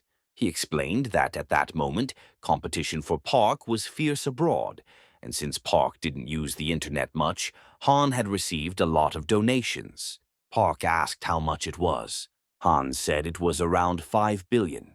The protagonist placed a hand on Han's shoulder, telling him that no matter how much he liked money, he shouldn't become a slave to it. He said that while living life, he would realize that having someone to talk to is far better than that amount of money. Han seemingly sat and said he would keep Park's words in mind. He explained that the foreign countries wanted Park to at least see what they were offering. Han said he had to show him 3 offers. Park asked what Han had done. Han replied that the countries hadn't sent assassins just because he didn't show them the offers. Park told him to just say that he showed the offers, but was ignored. He then asked Han to grab Chuno and change clothes for their return. Han said he would take some of the donations and send the rest to the guild's treasury. The protagonist told him to do as he pleased. Han, thinking that Park was very generous and exactly his type, was pleased to have just gained over 3 billion. Time seemed to pass. Park asked if everyone was ready because they were about to enter the dungeon. At that moment, the other man appeared again, telling them to wait because a combat team from the department was on its way. However, the protagonist declined their assistance, saying that if they needed to mobilize someone to inspect the contract, he would only allow up to 2 people. However, they wouldn't be able to participate in the hunt. Troy reassured him not to worry as they were ready to enter. The other man mentioned that the leader of the team should know that a level 4 dungeon wasn't easy to handle with just this many people. However, Cho told him to be quiet and focus on recording everything. Soon after, the dog from before appeared, and Park said it should come along to level up. They all entered the portal, immediately finding themselves in an unfamiliar place. Park mentioned he wasn't entirely sure of the location. Cho then began using her ability to scan the surroundings. Park remarked that the place seemed somewhat familiar. The other man asked why they were walking so casually when they should be more cautious. Han replied that since the protagonist was leading, all they had to do was follow. Suddenly, Cho asked everyone to stop, reporting that there was a group of 3 monsters 70 meters ahead. Han quickly drew his weapon. The other man questioned if that would be enough, and Han confidently said it was. With a determined look, Juno drew his sword. Surprised, the other man questioned why Juno was acting that way. Juno rushed toward the monsters, but Park swiftly knocked him out, seemingly rendering him unconscious. Park asked Han to help wake him up. The other man asked why Park was acting like that, and Cho explained that Juno had a condition that made him go insane whenever he held his blade. Meanwhile, Han was still trying to wake Juno. Park, however, seemed to notice something, as something unknown appeared in the bushes. Park immediately instructed everyone to move back. At that moment, a monster emerged and began heading toward the group. Everyone quickly assumed their defensive positions, but Park charged forward instead, moving directly toward the monsters. The other man recorded everything. Several monsters rushed at Park, but he effortlessly dispatched them all. The system notified him that he had earned 48 conquest points. Everyone remained on high alert as more monsters could be nearby. Park was surprised at the speed of his reaction, wondering if this was real. Park then reminded Juno not to forget about the loot. The two of them began harvesting the stones from inside the monsters. The other man commented that Juno seemed normal outside the dungeon, but once he held a knife, he became a psychopath. Cho told him to stop talking and focus on moving forward. Park announced that he would start killing the monsters next, so everyone should stay on guard. After collecting the stones from the defeated monsters, the other man watching everything wondered if sending C-ranked soldiers and interns to deal with a rookie and a psychopath was wise. Park then called for the dog, asking it to head into the forest and bring more monsters back. The dog followed Park's command and headed into the forest. Meanwhile, Cho and the other man observed everything, wondering what would happen if a horde of monsters came charging toward them. As the team leader questioned if they would be okay, Cho simply told him to keep recording. Soon after, Park announced that the monsters were coming, and a loud rumbling echoed through the area. The other man was panicking about everything that was happening. Han, noticing that Juno was losing control, told him to take a tranquilizer. However, Juno, driven by madness, charged toward the monsters. At that moment, the dog reappeared, and an arrow flew straight at it. Juno managed to dodge the arrow and successfully struck one of the monsters, rushing toward them. He quickly advanced, finishing the monster with ease. Immediately after, the other man warned Juno to be careful, as there was a monster right behind him. However, it was already defeated. Han had taken it down from behind. Using his crossbow, Han finished off the monster alongside Juno. Both satisfied with their teamwork, Han reached level 9. The other man, observing this, fell silent, asking if this was really a level 4 dungeon. Cho sarcastically asked if he thought it was a level 3 dungeon, telling him to concentrate on recording and stop talking so much. Suddenly, the dog appeared to be on high alert, and Park noticed this. At that moment, a monster emerged from the bushes, rushing toward the protagonist, who swiftly drew his dagger. The scene shifted to a car amidst a large crowd. The other man seemed to be welcoming the sector director, while Miso asked what he was doing and if he had a death wish, questioning why he hadn't moved out of the way yet. The young man said he would only move if something happened. They mentioned that not long ago Captain Lee's combat team had entered that area. And if it was a combat team, didn't that mean it was a level 4 dungeon? The recently appeared dungeon was probably one of them. Upon hearing this, Miso remained silent for a moment, then instructed them to move out of the way immediately.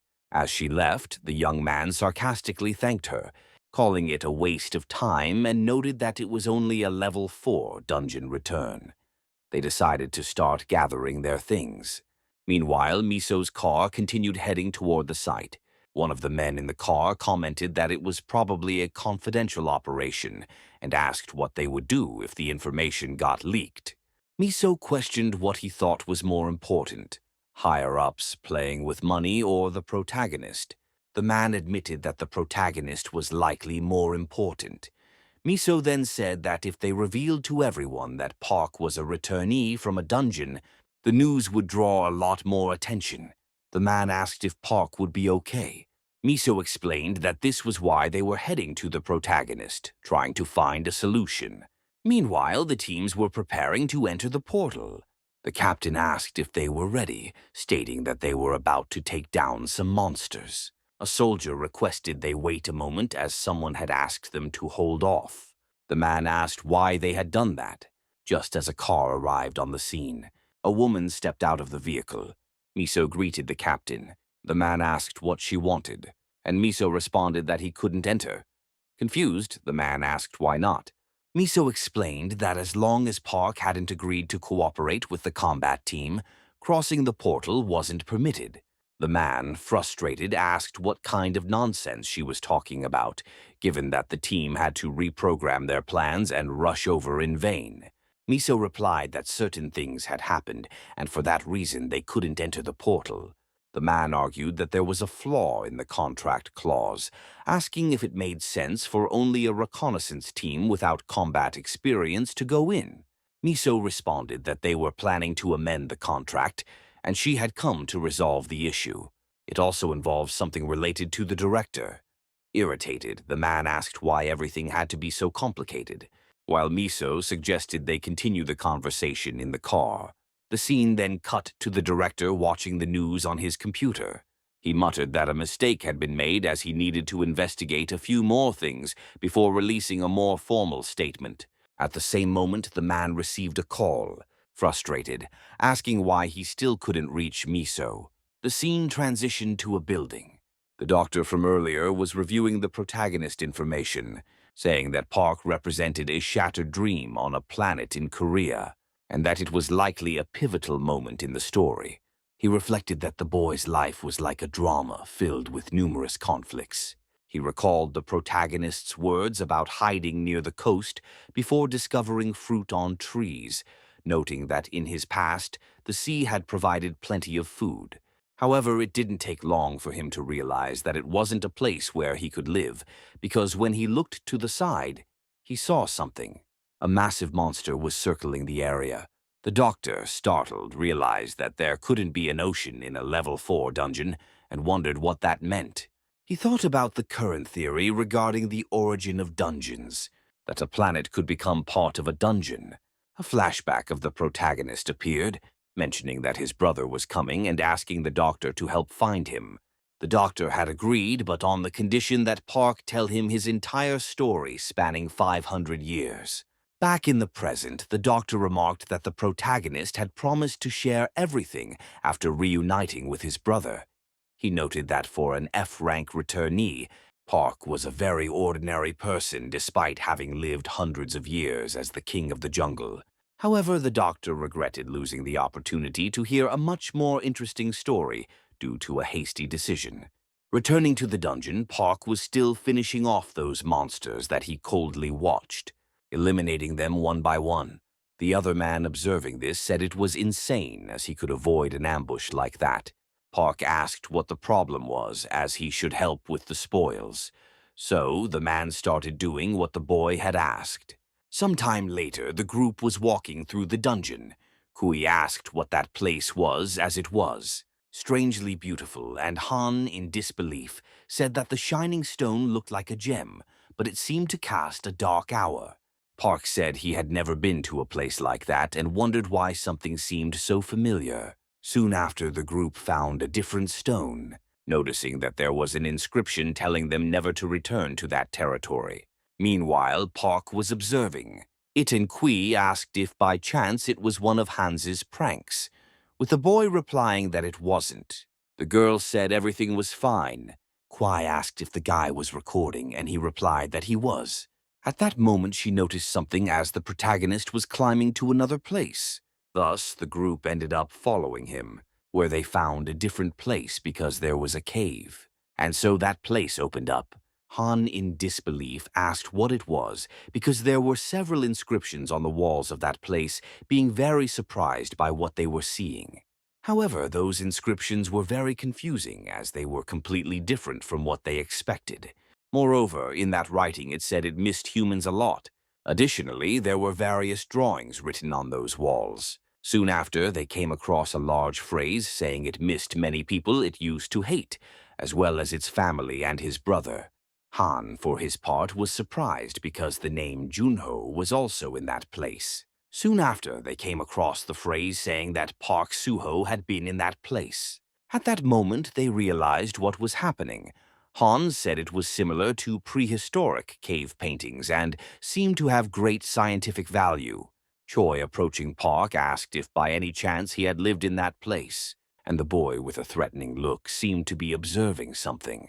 Seeing one of the said, it had been 500 years since he became the owner of the Moon Hill, where he remembered one of the opponents he had to face who was simply a giant black tiger that always gave him that threatening look when they fought. Soon after, Choi asked if the boy was okay, and the protagonist was still observing those writings, remembering every battle and every experience he had in that place. Thus, he seemed to have realized something.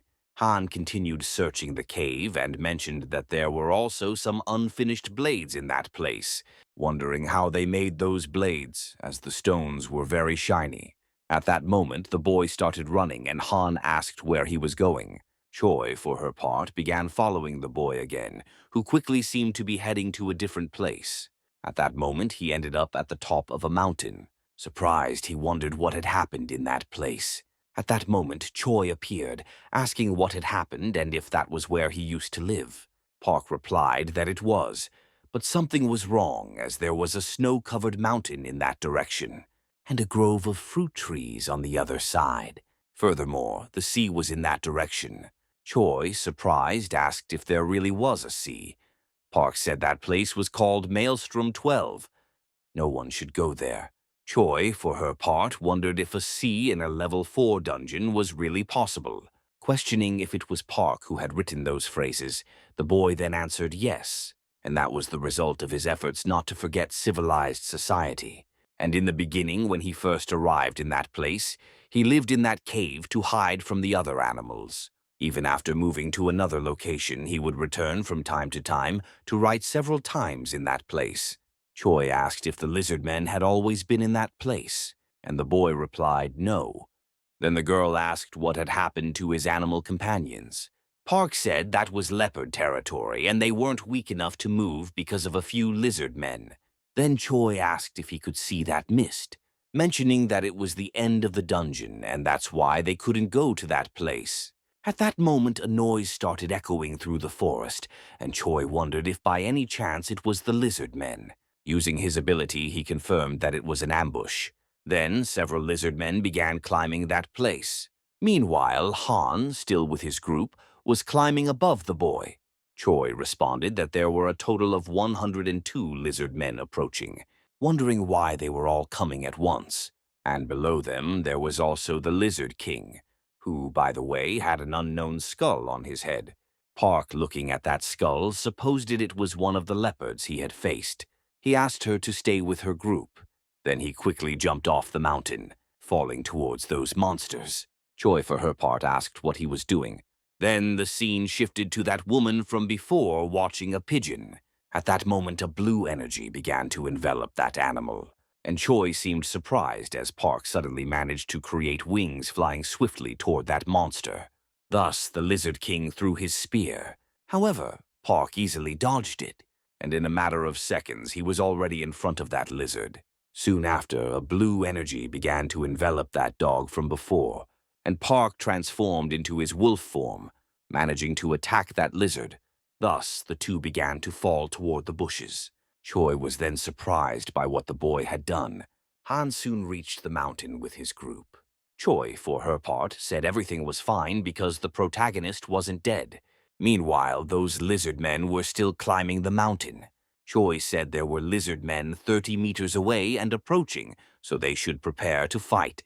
The other guy then grabbed a giant stone, saying he was ready for the fight. Han, for his part, grabbed his crossbow, telling them to try climbing.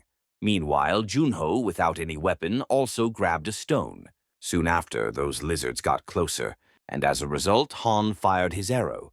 Returning to the protagonist, he was in an intense fight with that boss, and it quickly seemed like he could finish him off. Thus, he tore off the skull that was on its head, asking the lizard where the leopards were. However, that monster already seemed to be dead. Back at the mountain, Park's group was still fighting those lizard men, and the other guy asked if long-range weapons didn't use more dimensional energy than short-range ones. Han said there was no power limit, as it could be ineffective depending on the person's level. Soon after, Choi warned that more lizards were coming. Shunyo then grabbed his two weapons. Han said Junho had gone crazy again, so they shouldn't let him jump. Soon after, that other guy noticed something as the protagonist, along with that monster, was in the air, surprised by what they were seeing. At that moment, those lizard men were almost reaching the top of the mountain. Thus, Park seemed to have finished off that lizard man. Desperate, that guy asked to seek cover. Then that lizard boss struck the mountain. The system notified that Park had leveled up, and the wind ability had been unlocked.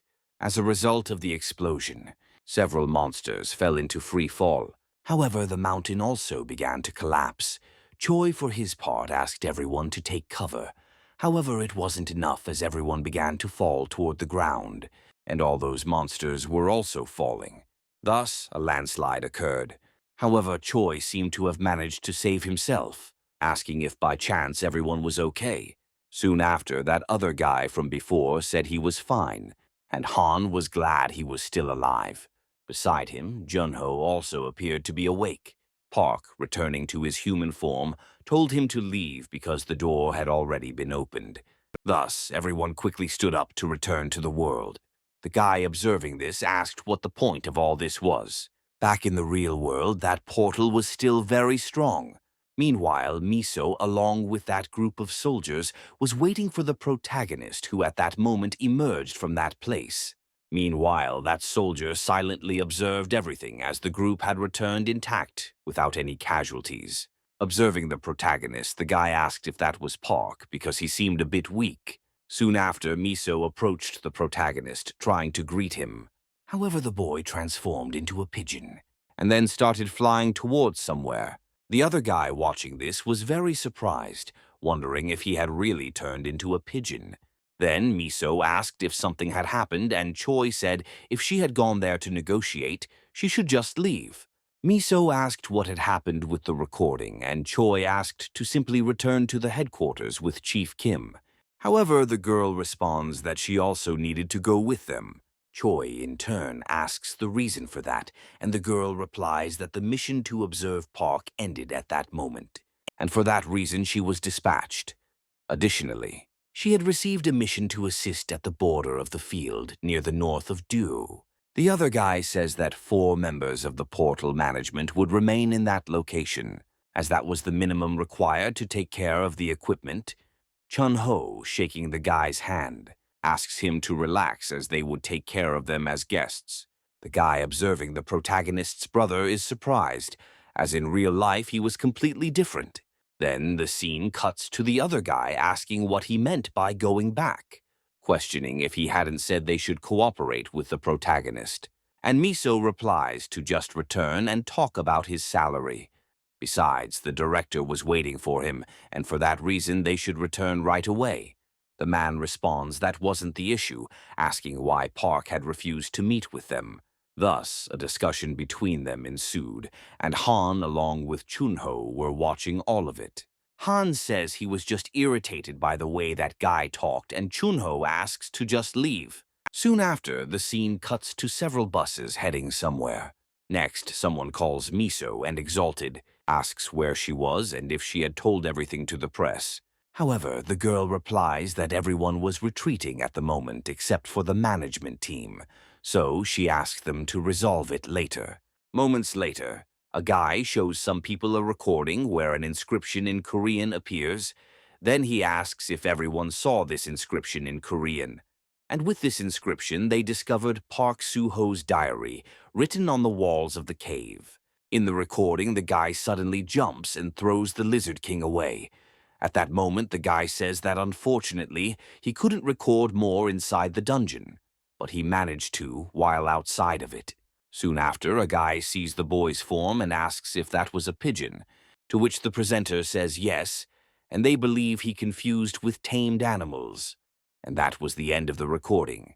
Then, a white-haired man says that it was terrifying because the boy dealt with the Lizard King in that way. In turn, the director asks if since the strength of the Lizard King in a level 4 dungeon is around rank B. However, the presenter responds that it was actually rank A and that the boy had defeated a rank A monster with ease. Again, the director asks if Park Suo is then above rank S. However, Troy says that his current dimensional energy is rank E, but his normal combat abilities are rank S plus after fusion.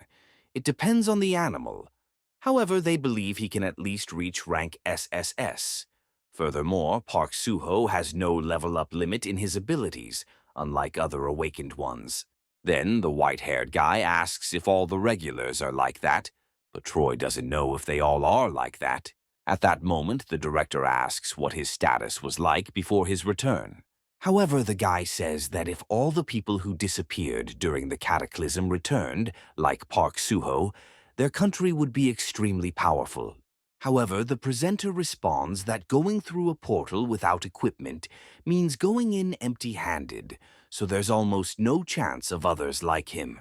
In turn, the director says that either way, even the first round of tests demonstrated that Park Suo is a return from a level 4 dungeon. But Troy replies that they can't be sure of that yet. Then the director says he doesn't want to believe it, but the fact is that it's not a new planet. And what's most important at the moment is the secret of Park Suho's abilities that are inside that dungeon. However, he asks why Park Suho is stopping the scouts even after signing a contract. Then the white-haired man responds that perhaps he doesn't want to share the secret of his power. But Troy defends him, saying that Park Suho wasn't that kind of person. Then Miso asks if they don't think they should try negotiating a bit more. But the director asks what more he could possibly want. After all, they've already offered more than enough to the boy. At that moment, Miso responds that that's exactly why. Then Troy leaves the place apparently angry and wonders what they meant by the secret to Park Zuho's strength. In turn, the guy tells Miso that if she fills her squad, 37 with 80 rank C or higher people, he will take responsibility and find Park Suho. And the issues with the minister's investment would also be resolved without problems. Then the director says that even if they only take all the spoils, it already seemed very good. In turn, the guy says they would earn 3 times the usual amount and a 780% bonus. Next, the director asks Miso what they should offer Park Suho to gain unrestricted access to the dungeon. However, Miso asks if they didn't already have plenty of that to spare. In another place, apparently a plantation, a child asks Monk Mongjin if he was going to harvest the tomatoes from the field. However, the monk responds that not only the tomatoes, but also the peppers and potatoes. As they enter the shed, one of the children says they will harvest 100 cherry tomatoes, and the other says they will harvest 200. Another child mentions that Zhongyan had said she would make roasted potatoes and peppers. Then they are ordered to each take a hoe to harvest the crops. However, while doing this, a man with sinister eyes seems to be watching them from hiding. Then the scene cuts to a soldier saying they had 10 minutes until departure. Additionally, they should report the number of soldiers and conduct the equipment inspection. Thus, the other soldiers say everything was in order and there were no problems with detection. Meanwhile, Choi was using her phone. The girl says there are no issues with Detection Team 11. The soldier says they were about to begin the operation. Thus, they begin to leave inside the tank. The girl still seemed to be using her phone, and the soldiers were talking, saying they had heard that the Dew border was like hell on earth because of all the dungeon breaches. The other guy then says they doubted that the detection team would be in command of front lines, asking if it was true. Choi replies that it is, which is why they should write a will and send it to their families before they go out of signal range. Then the scene cuts to another house where the protagonist was. And shortly after he receives a call from Choi, however, the boy was sleeping. Meanwhile, Han was on the computer saying the protagonist was sleeping much more than usual. And since it was revealed he was just a returnee from a level 4 dungeon, the donations should have stopped. However, he is surprised by what he saw. At that moment, Junho arrives at the place. Han asks him to knock before entering, and the boy apologizes, wondering if he was doing something illegal, asking if that monk had called at any point. However, the boy responds that he hadn't. Junho says he couldn't reach and wondering if something had happened. Han asks if he had reached divine enlightenment, but either way, he was probably having fun or playing with the kids in some way. Observing, Junho asks what was in his hand, and the boy responds that his grandmother said he seemed to be hallucinating due to a vitamin deficiency, so she bought him some supplements. Han asks if he didn't think the protagonist was sleeping too much, and the man replies that he was planning to wake him up. Meanwhile, in Park's room, the boy seemed to have already woken up and was looking at the giant tree in front of him, thinking that he had already suspected he could reunite with his friends when the portal opened. But the land he returned to was only a small piece of that place. Instead of meeting his friends, it was filled with red lizards he had never seen before, so he had no idea where his red wolf family could be. Additionally, his greatest enemy, Kuro, could be somewhere with that other giant gorilla he had fought before, wondering where they could possibly be, and if they had fled to another place in fear of those lizards. However, he changes his mind instantly, asking if it really mattered, because if they were destined to, they would reunite one day. Soon after, Juno enters the room asking if he was awake, so they should eat something. Park replies that he was already awake and had slept so much that he didn't realize he was hungry. Thus, the two leave the room, and Choi was still trying to call the young man. A while later, the protagonist was already having dinner at the table with the two, asking where that blonde girl had gone. However, they were surprised by what they heard, asking if he didn't know the name of that woman. However, Park asks if her name wasn't Blondie, questioning why they were acting that way. In disbelief, Han says her name was Choi, asking if by chance the two of them weren't seeing each other before. Park, in turn, asks if he was talking about that house there. Then Juno asks if they thought they were going to send her to the field. Park says he didn't know what he was talking about. Juno says she had called because the protagonist didn't answer his phone, and besides, they needed to recruit new members for the guild. Park asks if they really needed to do that. Juno replies that yes, they did, because they needed people to handle the portal meter, and they didn't know when a portal could sprout in her territory. Next, the protagonist asks Han if he happened to know where they could recruit more people. The boy says he might know if he asked an old boxing friend. Park asks if that monk had come back before. Juno replies that he hadn't called either and hadn't said where the elderly orphans were living in Seoul. Irritated, Han says that Monk was still not answering his phone, and he wasn't someone who did that. The scene then cuts to the battlefield, and meanwhile, Choi was still waiting for her orders. Looking at her phone, she realizes she was in the red zone with the Necroils, wondering if that was on the original route. However, she forgets everything and ends up turning off her phone. Then the scene cuts back to Park, realizing he had 2 missed calls from that girl. Soon after, he tries to call her. However, that number was already unavailable. The scene then cuts again to those tanks heading to a certain location, and around them were several zombies surrounding that place. Meanwhile, Park was still trying to make that call, and Choi's phone was apparently covered in blood. Thus, Park realizes she simply wasn't answering. Soon after, a car arrives at the protagonist's residence, and Maisu tells Junho they had just arrived, asking if she could meet with the protagonist. The other man looking to the side finds Park, who was sitting in a chair looking at something. Park asks if it was about the inspection. MSU responds that yes, it was. The protagonist says that it wasn't a new planner, asking why they were so focused on inspecting them. MSU responds that they wanted to uncover the secret behind his ability in the dungeon. Park says he had already told them many times as they just needed to train hard for 1,000 years, asking why they didn't believe him. The man then asks him to stop acting that way since they were from the same country, so they should help each other as good compatriots in this time of national crisis. Park then asks what the man was talking about.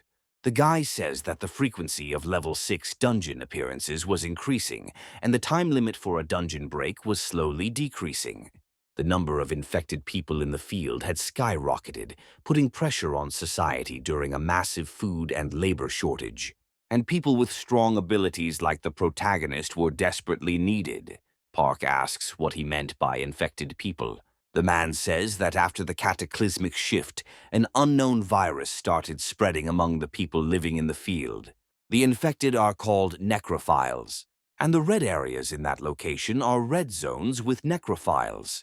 If that zone expands, land-based transportation will be cut off. Dungeon breaks in the field would become increasingly difficult. Mr. says they believed it was an alien virus that came through a portal, but it spread so quickly that it was hard to the situation with their current manpower. Park asks if by inspecting dungeons freely and hunting there, they would give 2 gifts in return. Mr. says the first gift would be to raise his guild's level to level 5. This meant he could enter dungeons from level 5 and below, asking if that wasn't exciting. The other gift would be to give him new territory, a region that used to be in the north near the protagonist territory, asking if he could handle it. Park says that if he's talking about the field, the land was already abandoned, asking if he was requesting to protect the east of Sioux in danger. Mr. says they were abandoned lands except for a few other cities. Most of the region was practically fields. After the Great Disaster, the people who remained in the field couldn't bear it any longer and began moving to safer areas. However, the big cities with stable security didn't have enough space. Park then asks if he should stay in that place and welcome them. Mr. says that when people gather, they tend to help rebuild the city, developing trade districts in the dungeons and clearing the farmland. If his guild were recognized for its ability to manage the territory, it would likely generate a lot of profit. In the dungeon's commercial district, the modular mobile house should be used in case of dungeon breaks. Park, observing all of this, mentions that it wasn't a bad offer, asking about the current situation in North Korea. The protagonist says they took a major hit to their command system at the beginning of the Great Disaster. The other man says there were coups, and when the system collapsed, they escaped to mainland. The remaining survivors are going from place to place, struggling to survive. Since they can't manage the dungeons systematically, breaks are happening everywhere, asking if it wouldn't just be a matter of time before they escape to South Korea. Soon after, the protagonist thinks he wasn't sure if he was mistaken. Then he accepts the offer, saying they should sign the contract. Pleased, Mizu says he made a great decision. Park asks if the condition of staying in the country for 30 days had already been rescinded. The girl responds that it had. Park then says there were 2 things he'd like to personally request. First, he wanted to meet the scientist who invented the dimensional energy measuring device. Second, he wanted to locate a member of his guild, the monk from before, because he had stopped answering his phone all of a sudden. MSU says those 2 requests would be easy to fulfill, so they would take care of it. Standing up, the man says he would begin his mission. Soon after, the scene cuts to a building where 3 people were sitting beside a chair, apparently waiting for something. The other guy thinks that the Estila Guild was the mercenary group created by the largest conglomerate in Korea. Recruitment only opens twice a year, but most mercenaries are disqualified during the initiation phase. That guild was the dream of most mercenaries, which is why it was so hard to get into. But when you make it, you receive immense support. For this reason, he applied, hoping to get something even after being rejected by the guild. However, something unexpected happened, and he passed the registration phase. Therefore, he was being recognized after working for 3 years in small clans and as an influential mercenary. However, it wasn't over yet. Of the 50 people who passed the registration phase, only 10 would be chosen after the interview, so he couldn't lose his confidence there. After all, it could be a once-in-a-lifetime opportunity. At that moment, that boy receives an email from someone, surprised by what he was seeing. Sometime later, a woman says they can now leave the room. As a result, the other group begins to leave. That man says that the open recruitment this time had been very poor, so the candidates were quite ordinary. The other woman says they would be good as porters, as they would treat their supplies as if they were their lives. The other man says he found a swordsman. That man had plenty of experience. His name was Zhang, and he had worked for 3 years but was still in rank E. The guy says if his awakened ability is fencing, it could be worth training him, so he would take that man. Thus, the other man tells him to let the next group in. That guy then calls for numbers, 46 to 50, and to the room. The interview apparently began again. The other man asks why there were only 4 people there and where Yang could have gone. The boy replies that Janang suddenly left for some reason. The scene then cuts to that boy's phone from before, because Park had sent him a message asking if he wanted to join his guild. That's why he had left the interview, supposing he shouldn't think about the offer and just accept it. After all, it was the guy who had saved his life and most talked about figure in all of Korea. Soon after, the scene cuts back to that tank again, heading toward the battlefield. The other soldier says they should stay alert because they didn't know when they might be ambushed. Meanwhile, several frightening monsters were surrounding the area. The soldier says the roads were becoming more dangerous, so they should have stayed on their usual path. The other says there was nothing they could do as they wouldn't arrive on time if they took the normal route. Soon after, that soldier calls his friend over because he had come across something very strange, wondering what it could be. Looking more closely, he realized it was several zombies devouring the body of a monster. With a menacing glare, the zombies were watching the tank. The soldier says to turn them into dust with the rocket launcher. However, the guy says that if they shoot, the necroils would become highly agitated. The man says they don't have time, so they should fire. If they managed to get out of that place soon, they would be in the military operations area. Following the captain's orders, the soldier starts preparing the shots. Then the captain orders them to open fire. As a result, the missiles are launched.